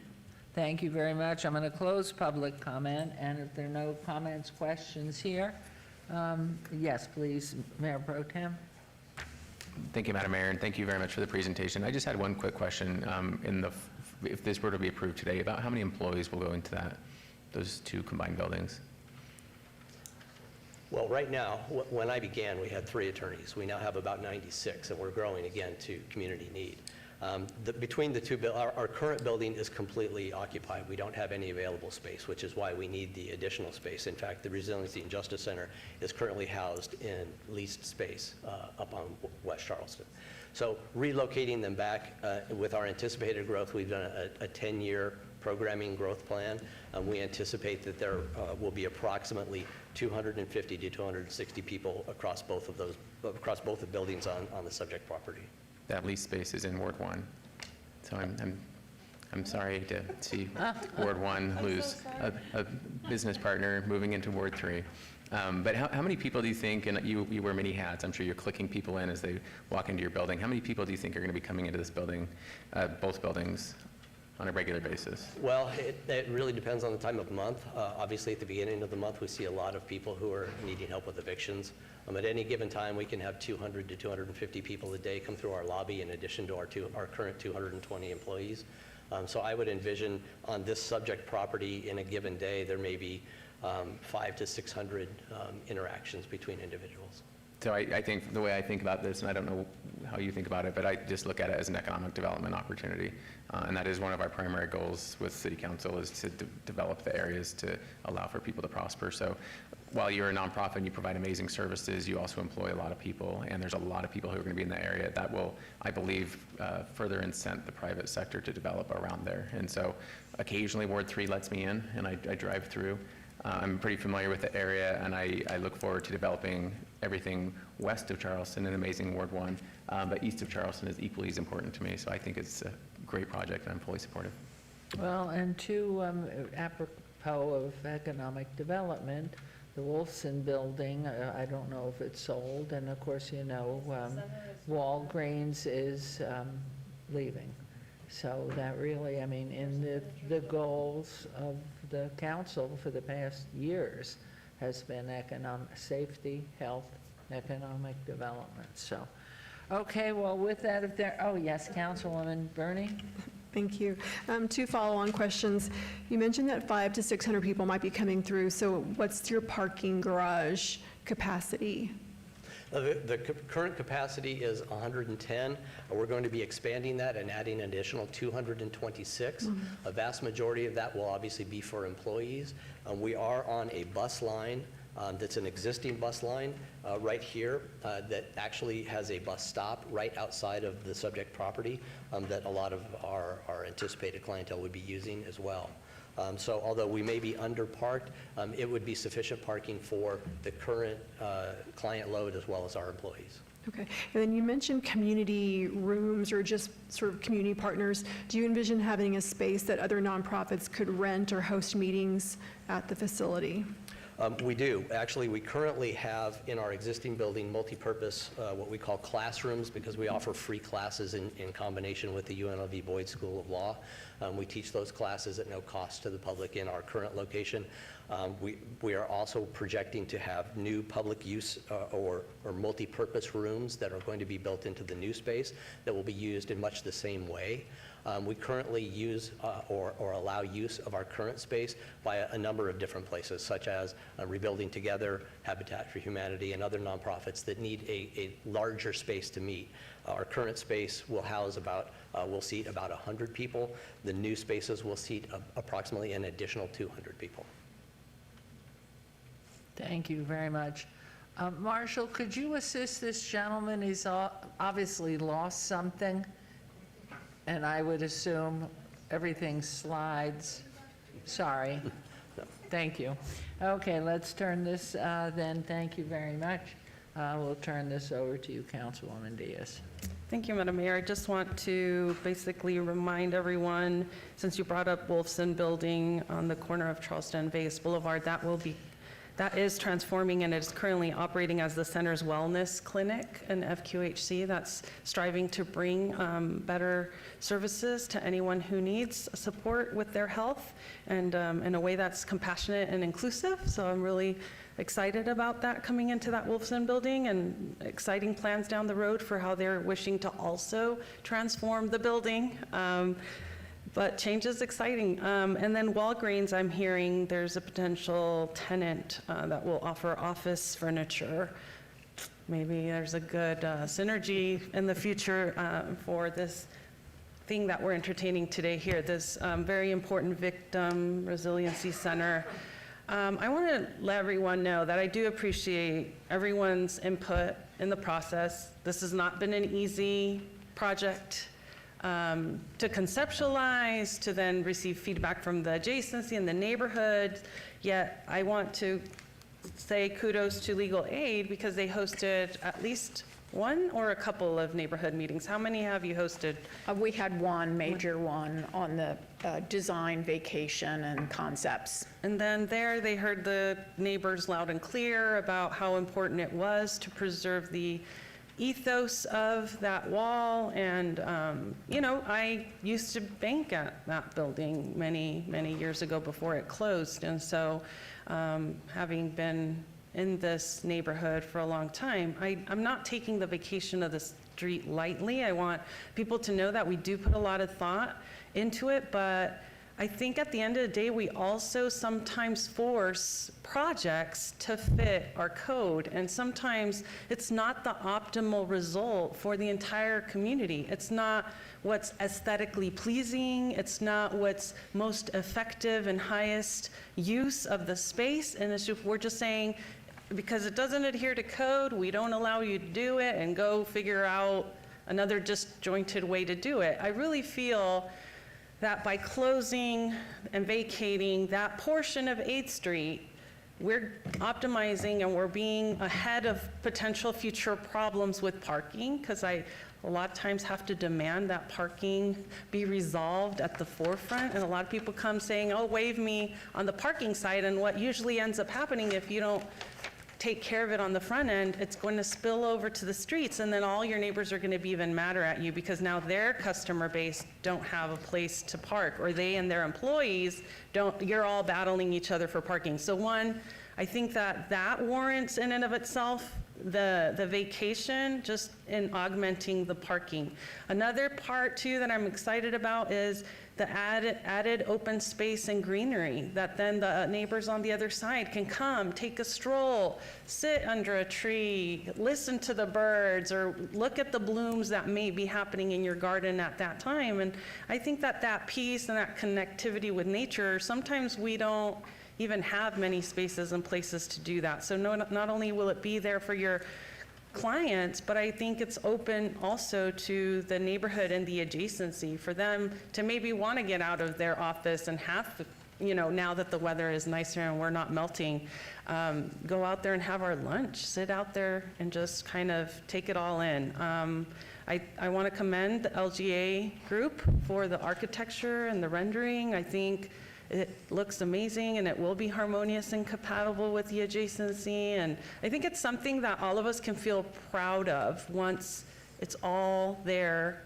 And what's best is this is for a nonprofit agency that is doing the work for the most vulnerable people in our community. These are our foster care children. These are our seniors.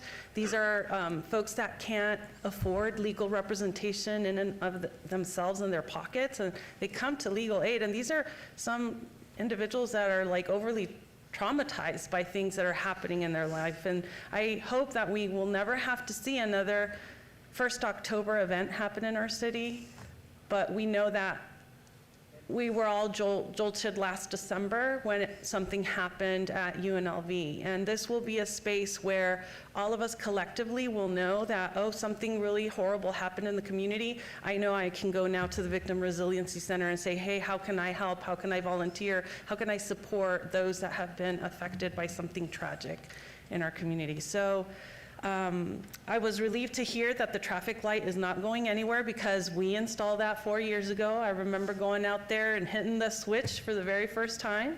So I know people will still be able to go right, and they will still be able to go left. And I'll tell you, traffic patterns change over time. Sometimes NDOT comes and analyzes a thoroughfare and says, we have too many access points, it's causing way too many accidents, this is not even safe. And I think that we can all be retrained in how we have to drive to a new destination if a piece of a street is closed. I feel confident that 7th Street is going to be fine and absorbing the traffic flows, and 10th and Gas will be fine, and also getting people to and from the destination in that area. So for all these reasons, for the value that you guys bring on a daily basis, and just the support that so many of our community members receive, and that we will continue to need from you all, I feel this is an amazing addition that will make all of us up here feel so proud the day that you guys complete it. So with that being stated, I'm going to move to approve agenda item 57A, B, and C. Thank you very much. Councilman Creer? Aye. Thank you. There's a motion on 57ABC, and it passes unanimously. Good luck. Thank you very Good much. luck. But we understand, and tough things, but growth and development are critical too. So we'll move on now to agenda item 58, and that is a report and presentation. The report by Celeste Rayford and Region 2 Superintendent on current educational operations in the schools within the Clark County School District and the City of Las Vegas. Reference all wards. Hi. Good morning, Madam Mayor, City Council. Dr. Tammy Malich, Director of Youth Development and Social Initiatives. For the record, per NRS 388G.630 and CCSD Regulation 2130, and as a result of AB 469 passed in the 2017 79th legislative session, the Clark County School District is required to provide quarterly updates. This quarter will address student safety, chronic absenteeism, and behavior for students who attend City of Las Vegas schools, and will be provided, as the mayor said, by Region 2 Superintendent Celeste Rayford. And Dr. Malich and you, Dr. Rayford, must have talked to each other this morning in color. Yeah, we coordinated. Good. Thank you. Welcome back to City Hall. Thank you. Good afternoon, Mayor Goodman, City Council members, Celeste Rayford, Region 2 Superintendent, Clark County School District. I'm here today to share a brief update. The contents of the report submitted reflect disaggregated data that was presented to our Board of Trustees during the second calendar year quarter of 2024, April through June. Topics include perceptions of student safety, chronic absenteeism, and student behavior. The Las Vegas trends for the student safety: a significant majority of students in Las Vegas schools responded positively to questions about school safety. 87% for elementary school, 75% for middle school, and 78% for high school. These rates have remained relatively steady over the last few years and mirror the overall district response rates almost exactly. Elementary student responses are the most positive, followed by high school, then middle school students. There is a little more, but still very slight variance in responses among student groups, with the exception of Black African American students, whose responses indicate they feel less safe in school than their peers. This is consistent across the district and in Las Vegas schools. In elementary and middle schools, we see a slight decrease in positive responses, though high school positive responses are steady over the last 3 years in Las Vegas schools. In looking at chronic absenteeism, as you know, chronic absenteeism has been a significant challenge for school districts across the country coming out of the pandemic. We are not immune to that challenge in CCSD or in Las Vegas schools. The chronic absenteeism rate for Las Vegas schools has dropped significantly over the last few years and is now sitting at about 29%. We are not satisfied with 1/3 of students in Las Vegas schools being chronically absent by any means, but we are pleased with the direction. All student groups in Las Vegas schools are seeing positive movement related to attendance and absenteeism. When looking at student discipline, of course, is another challenge that increased after returning from the pandemic. We saw a spike in the numbers of both suspensions and discretionary expulsions in Las Vegas schools through the third quarter of the 22-23 school year, but those numbers seem to reset themselves through the third quarter last year. There continues to be wide discrepancies in the incidence of suspensions and expulsions between student groups district-wide and in Las Vegas schools. Black African American students are overrepresented in suspensions and discretionary expulsions in Las Vegas schools.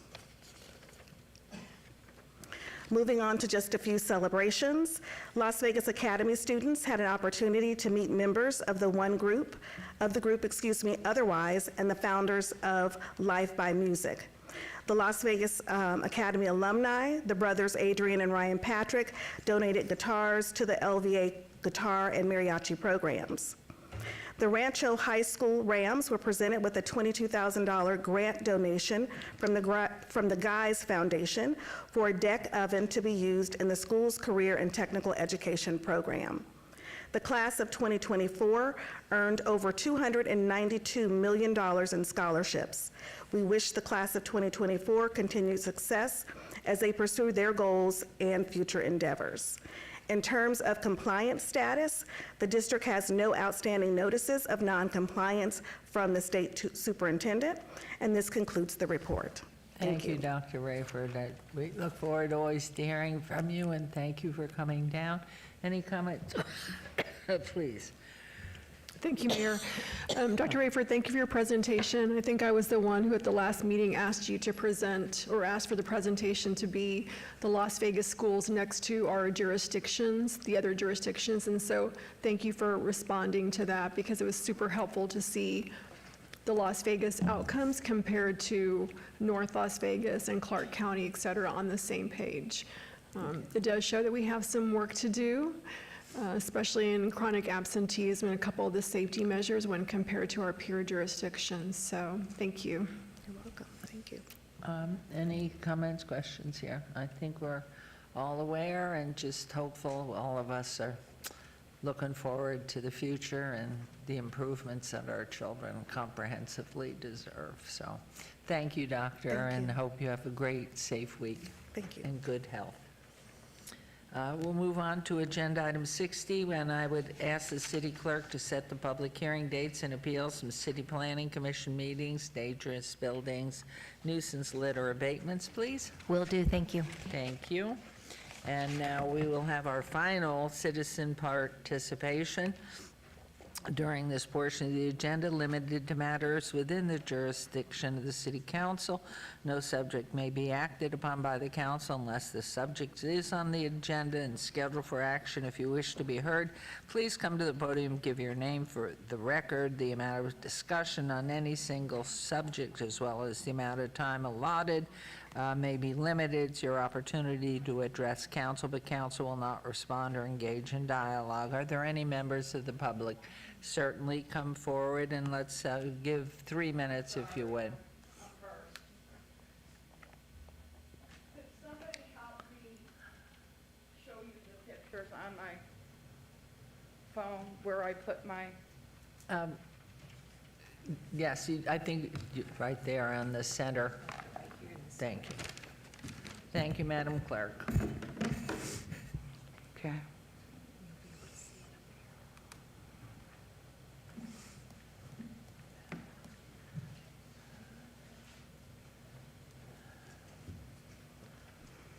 Can you see it? Yes. Okay. First of all, Virgo babies are the best babies in the world. I turned 71. I'm thrilled. I got a place to live for the moment. Good. But there's a problem. Can you first tell us your name? Oh, I'm sorry. Thank you. You gotta know me by now, Lynn Beamer. And I just took some pictures of the problems in this room. I fell, that's my elbow, that's my leg. The drapes are falling off the wall. As you can see, they're not hanging on there and not hanging on there. As you can see, that one's really falling off the wall. The floor, I don't know what's on the floor. The air vent, I don't know if you really can see it, but it's got leaves in it. I don't know where the leaves came, but they told me that it was my responsibility to clean. That's just another picture of the ugliness. That wall you really can't see, but it's got urine on the wall. I have a big hole in the door. And so the guy came in and did that as if that, I just asked for the door to be removed, to be honest with you. I'm claustrophobic and that room's so small that really the door could go away. As you can see, the mirror has been burnt, or I don't know if it's burnt or not. The floor wasn't cleaned at all. And I don't know how to defrost the refrigerator. I got a little mini refrigerator, and it wasn't cleaned or anything. I took a picture of the bottom to show that the dirt is there. There's wall plugs that don't have, I don't know the word I want to use, covers. So that could be a hazard. I'm not going to show you my other bruises. I'm bruised from my knee to my hip because I fell. Because the property is not great. I do have a piece of paper that shows that I had to go to the doctor.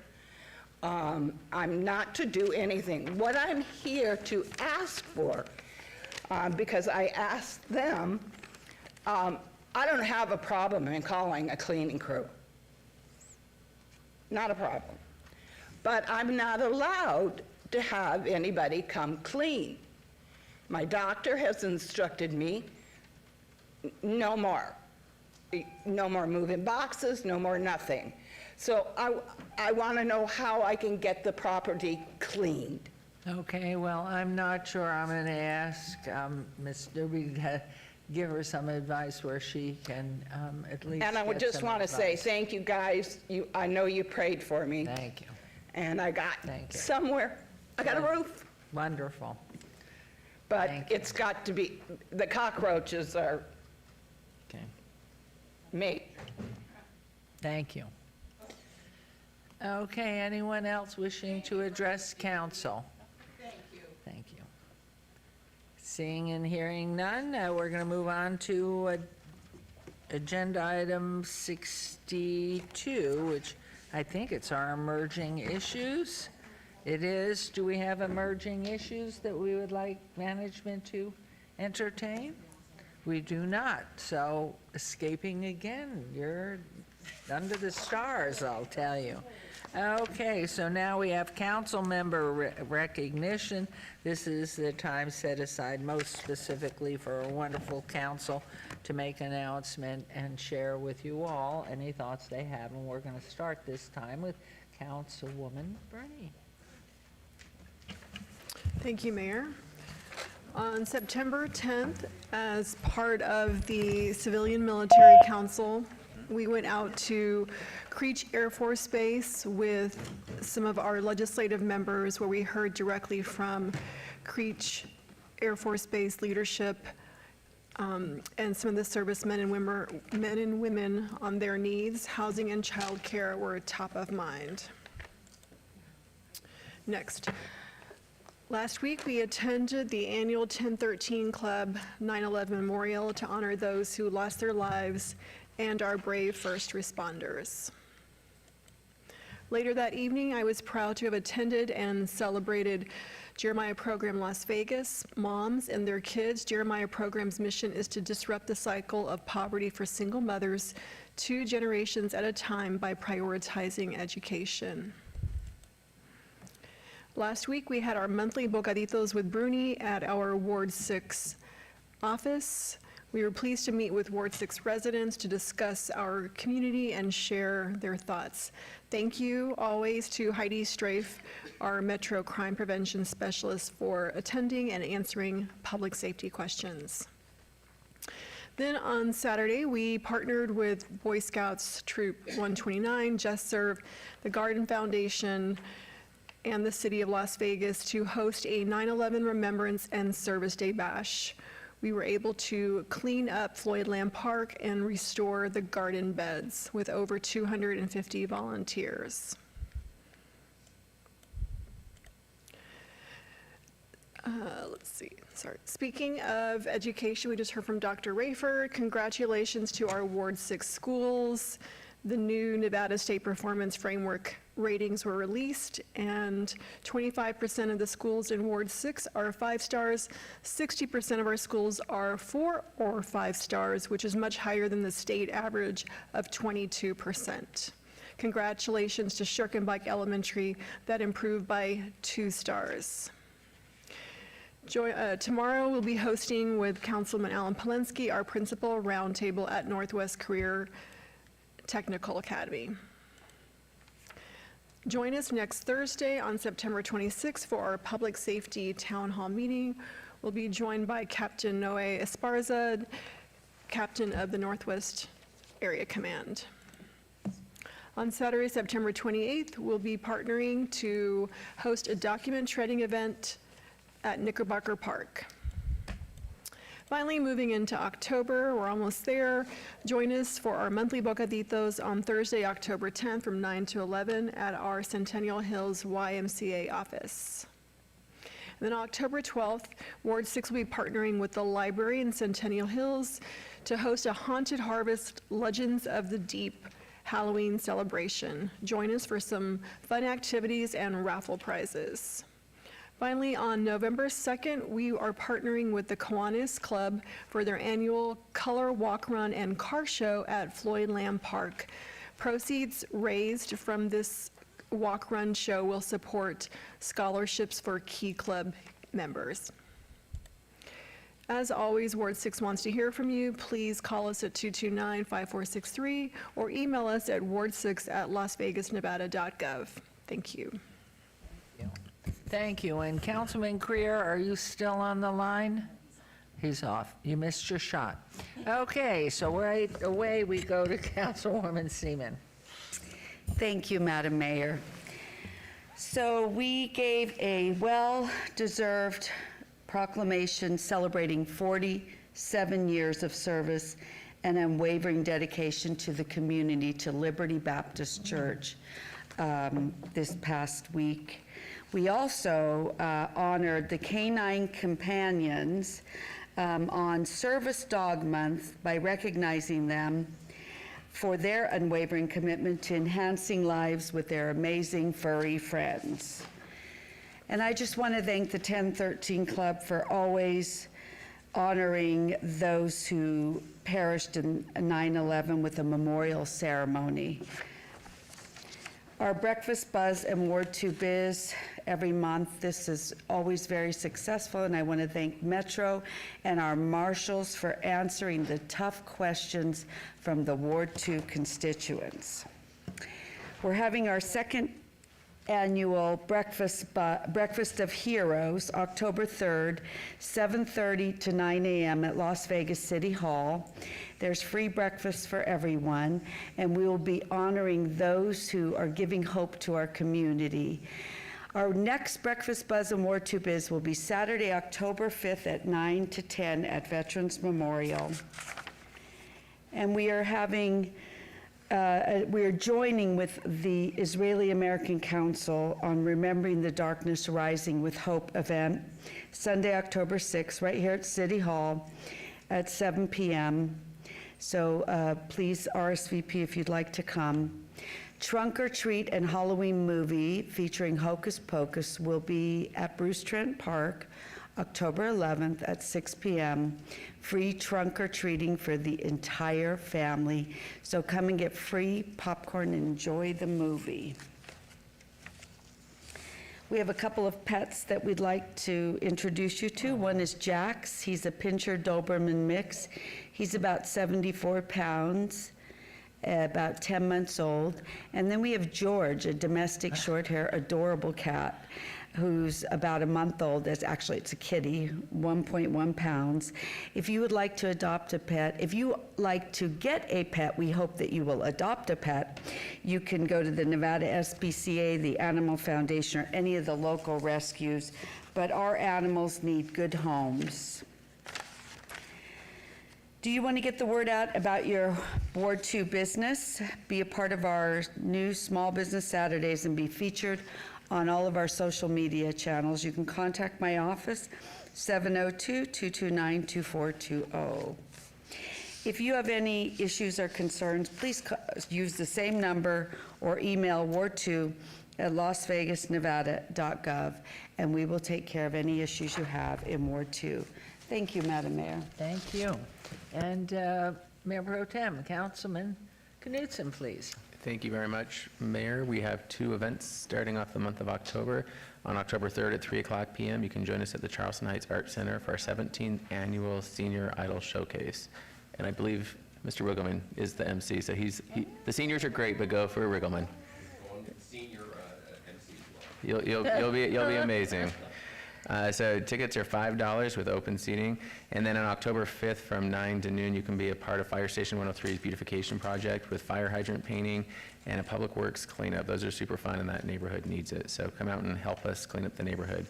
And it is International Equal Pay Day. So September 18th is International Equal Pay Day. It's observed to raise awareness about pay discrimination and work toward ending gender pay gap. In the United States, women earn around 84 cents for every dollar earned by men, and that number is even worse for women of color and other minorities. So I encourage you to always advocate for equal pay. And you can reach out to me any way you like. Thanks, Mayor. Thank you very much. And Councilwoman Diaz. Thank you. I just want to thank everyone for the showering of birthday love. It was well received and needed. We're going to move on to what we've been up to in Ward 3. Our neighborhood meeting with Tilson on September 4th was there to hear our neighbors who had expressed some concerns about the work underway to install fiber in the neighborhoods, especially the historic neighborhoods, Crestwood, and moving up into Huntridge. So because of this awareness by the neighbors, I want to thank you all for reaching out to our offices. We have set up a better system for improved communication and practices between Tilson and the neighborhoods that they'll be working in. We also had a thorough internal meeting on what we expect from Tilson moving forward. So we are planning follow-up meetings with neighbors in early October as they advance in their work. And if you'd like to receive more information about the upcoming meetings, please email my office at ward3@lasvegasnevada.gov or call our office at 702-229-4623. On September 7th, we had a homeowners presentation hosted by the Nevada State Contractors Board. Unfortunately, too many residents, especially our seniors, have fallen victim to predatory actors representing solar home projects and other big-ticket home improvement companies. And that's why I felt so passionate about partnering with the Nevada State Contractors Board and Chicanos por la Causa to host a special presentation to educate homeowners on how to best protect themselves from scams and fraudulent business practices in regards to home projects. The bilingual presentation shared how to detect red flags, report complaints, search for a contractor's license, and also a Q&A session. Many thanks to Randy Escamilla from NSCB for the excellent and informative presentation. If you need any further information, don't hesitate, visit nvcontractorsboard.com for more resources. On September 7th, it was also an honor to receive the Nevada Latino Legislative Caucus Hall of Fame Award. It was extra special to share the stage with my son, Javi, whose birth ended up happening during my first session in Carson City. So everyone in that room knew him very well when he was little, and I helped to found the Nevada Latino Legislative Caucus during my first session in Carson City, formally. I wasn't the pioneer that started it, but we formalized the organization in 2011. Let's see, moving along here. El Grito with the Mexican Consul and Las Vegas Metropolitan Police Department was held on September 14th out of our beautiful East Las Vegas Community Center. A big thank you to the new Mexican Consul, Patricia Cortez Guadarrama, and LVMPD Sheriff Kevin McMahill, and all of the law enforcement officers, Deputy Chief Jose Hernandez, Captain Seeley, and Sergeant Clarkson. I was just beyond tickled with the pouring of support from LVMPD to be there for the event. And we had amazing mariachis. We had our own East Las Vegas folkloric dance group present a really nice number. And also, our former marshal turned Metro Police Officer Jennifer Barron has an amazing voice. If you haven't heard her sing, you're missing out. So I just want to say thank you to everyone for making that an extra special community event this past Saturday. On Saturday, we also had the honor of attending the First Friday Foundation Gala, and there we are in our roaring 20s outfits, and it was just super special to share with Councilwoman Polensky and Councilwoman Seaman and be there in attendance of this amazing organization that's doing so much to make sure that we're addressing mental health, and we're also providing our youth strong support for being creatives and in the arts space. On September 15th, on Sunday, I was proud to celebrate the grand opening of La Casa de Lucy in downtown Las Vegas in our very own arts district. Lucy has dreamed of being her own boss for many years as a single mom, and that reality came through finally. She's running her own business, and one of her sons is a chef at the Wynn, and another one currently attends Del Sol High School. So if you haven't, I wanted to say, if you haven't stopped by, I hope you'll swing by and support her newly opened business on 61 West Utah Avenue. Whenever you're craving homemade Mexican food, this is the spot to hit. Ward 3 has new RTC bike share station alerts to communicate with you all. We've added one at the East Las Vegas Community Center near the intersection of Eastern and Stewart Avenue. An art component by the Las Vegas-based artist Melody Gallegos is forthcoming, and I just want to thank RTC for listening to our community input and placing this very important bike station right there. On September 21st, we'll have our National Cleanup Day event at C.C. Rano Elementary School. We're super excited to kick things off at 8 a.m. and have lots of fellow volunteers come and join us in picking up trash, painting fire hydrants, and touching up red curbs. Save that date. On September 25th, we have at the Innovation Center Startup NV Pitch Day. It happens on Wednesday at 2 p.m. virtually and in person. Maybe you haven't heard of our Innovation Center. Well, Innovation Center opened in 2019 in the downtown Las Vegas district to bring collaborative workspace for companies developing emerging technologies. I hope you'll check it out at 300 South 4th Street, Suite 180. There's also 3D printers available there, but you must schedule time for training, and then after your training, you can go and use it. But Startup NV is giving Nevada-based startups an opportunity to pitch their projects for acceptance into the most advanced program for founders. Accelerate NV includes a $100,000 investment in access to resources to support the growth of their company. So I hope you'll spread the word on any entrepreneurs. We have a movie night coming up on Friday, October 4th, so join us for a special movie night featuring Minions, The Rise of Gru. And I heard David Rickelman can impersonate Gru pretty well. This one is happening Friday, October 4th at 6 p.m. Arroyo Vista Park. I've mentioned our binational health fair many times.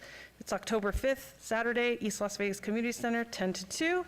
And that wraps up all of our upcoming events. I hope you guys will come by and say hi.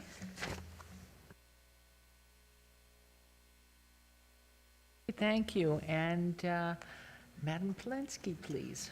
Thank you, Madam Mayor. Today is the Air Force's 77th birthday. To all the airmen stationed at Nellis and Creech, and to all who have served and are currently serving, I thank you for your service as you celebrate 77 years of excellence. On Saturday, September 7th, I attended the ribbon cutting for the new Laser Skin Lounge in Ward 4. I'm so happy to welcome another great Korean-American female-owned business. Next up, Desert Shores hosted their annual boat parade on September 8th. It was a great event featuring boats decorated in patriotic red, white, and blue. It's a fun way to bring our community together. And last Wednesday, I attended Las Vegas Fire and Rescue's annual bell ringing event at Fire Station 5. It's a very solemn event where the fire community is able to come together and honor the 343 firefighters who were lost on September 11th. Next up, later that morning, I was honored to host and attend with Councilwoman Seaman the annual 1013 Club's 9/11 event. To commemorate the 23rd anniversary of September 11th, the names of the 23 fallen officers were recited while blue and gold balloons were released to the sky. In addition to the 23 New York City officers lost, 37 Port Authority officers also gave their lives on that faithful day. On September 12th, my Ward 4 team and I attended the Eisenberg Elementary Open House. There were tons of kids and parents who received our backpacks and school supplies. I even got some thank you hugs from some of the more affectionate students. Next up, last Friday, Mayor Goodman and I bid farewell temporarily to the Nevada State Veterans Museum at the Grant Sawyer Building. I'm so excited that the Thunderbird Family Sports Complex in Ward 4 was chosen as the new home for this timeless memorial. I look forward to the dedication ceremony, which is projected for sometime in 2026. On Saturday, September 14th, the Sun City Summerlin community hosted their 31st annual health fair. There was invaluable information for our seniors, great giveaways, and a flu shot clinic where I got my flu shot, and it hurt. Next up, we're going to skip, Councilwoman Bruni took care of that town hall very aptly. Next Friday, September 27th, Sun City Summerlin will be hosting their annual night out event. Come out from 3 p.m. to 7 p.m. for food, dancing, games, raffle prizes, and it will be held at Mountain Shadow Gratitude Garden. For more information, call 702-482-8853. A special shout out to Station 107 for participating in these events. Next up, we're going to skip. Councilwoman Bernie took care of shredding. Please join me on Monday, September 30th from 1 to 2 p.m. here at City Hall in the Now Cafe to discuss light reduction options for the northwest part of the valley. Please RSV to Samantha Bivens in my office at 702-229-6110. Look forward to a spirited discussion. And next up this month at the Plaza Hotel and Casino, they're offering free pickleball lessons. Free open play sessions on Sundays and Mondays, and 50% off equipment rental. Cimarron Rose Community Center is offering no school fun days for kids in October and November. Who do I talk to about the fact that there's no school in November? For more information or no school November, I don't get it. Or to register, please call 702-229-7529. Next up, if you have any information regarding the safety or the location of these kids featured on the slide, please call LV MPD Missing Person Detail at 702-828-3111. As you can see, getting the word out really does make a difference. Just last month, Dimitri was found safe and is back with his family. To at-risk youth or runaway, please call or visit the National Runaway Safety Hotline at 1-800-786-2929. There is always a bus ride home. And lastly, please stay connected with my staff and myself on social media platforms or connect with us directly the old-fashioned way over the phone, 702-229-2524. We're always here to provide any assistance that we can. Thank you. Thank you very much. And this afternoon at 3 o'clock is the 10th anniversary of Slotzilla down on our Fremont under the canopy, so that's very exciting. This weekend, Life is Beautiful is going to be on Main Street, just south of the plaza in their property. And tomorrow we have the opening on in Neonopolis of Fat Sal. We start off at 9 in the morning, though, with the Vision Park for the Blind opening, or groundbreaking, I should say. And Miss Daisy's Flowers is having an anniversary too, so we'll be doing that tomorrow. And of course, there's an announcement during the F1 about the Neon Festival that will be happening later tomorrow, which is really exciting. So we are bringing people who've been coming in for F1 to come on and enjoy everything and the excitement at the Fremont Street Experience, at our hotels, at the big swim that they have, everything that's going on in our hotels, as well as in 18B and at Symphony Park. So there's much going on, but one of the most significant pieces, I'm going to ask Mr. Riggleman, please, with the particulars. Thank you, Mayor. For the record, Communications Director David Riggleman. Once again, on the evening of Tuesday, October 1st, Mayor Goodman and I will be at the Community Healing Garden. Once again, that's at 1015 South Casino Center. We will read the names of all of the individuals that we lost on October 1st, 2017 in the Route 91 shooting. It was a terrible, terrible night for Las Vegas and for so many in our community and those visiting our state. That will begin at 10:05. That's when the first shots rang out on October 1st, 2017. And Mayor, this will be the 7th time that you and I have done this to remember those that we lost, and hopefully we will never forget that evening and those that we lost.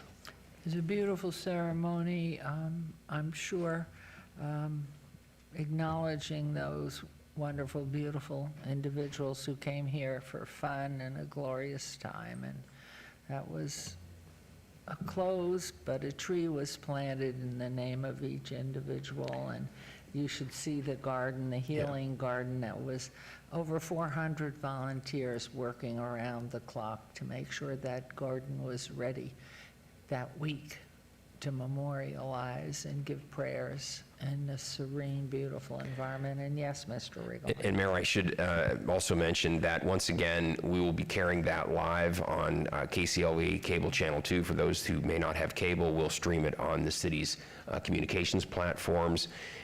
People who aren't able to attend in person will be able to at least watch it on our website or on any of our social media platforms that evening if they'd like to. Human creation in memory of beautiful people. And it will be here forever. It's a beautiful garden, and it's a place where people come just to reflect and give prayer and thanks for everything that's good, but to memorialize these 58 beautiful people. And obviously, there have been a few more that have passed away from their injuries that horrible night. So you're welcome, but it's limited seating, I think, and it's in a very beautiful garden. So that's a memorial for us all. And before I adjourn, which I'm about to do in 1 second, I want to remind council that we have a closed door session as soon as we're adjourned. I want to thank our staff, want to thank our IT, want to thank public information and our marshals always for taking good care of us, and certainly our city manager, his entire team, and the Lone Ranger down there at the end who's keeping us all in line with all the protocols and anything legal. So with that, our next council meeting is October 2, right back here in Chambers. And with that, we are adjourned. Thank you very much.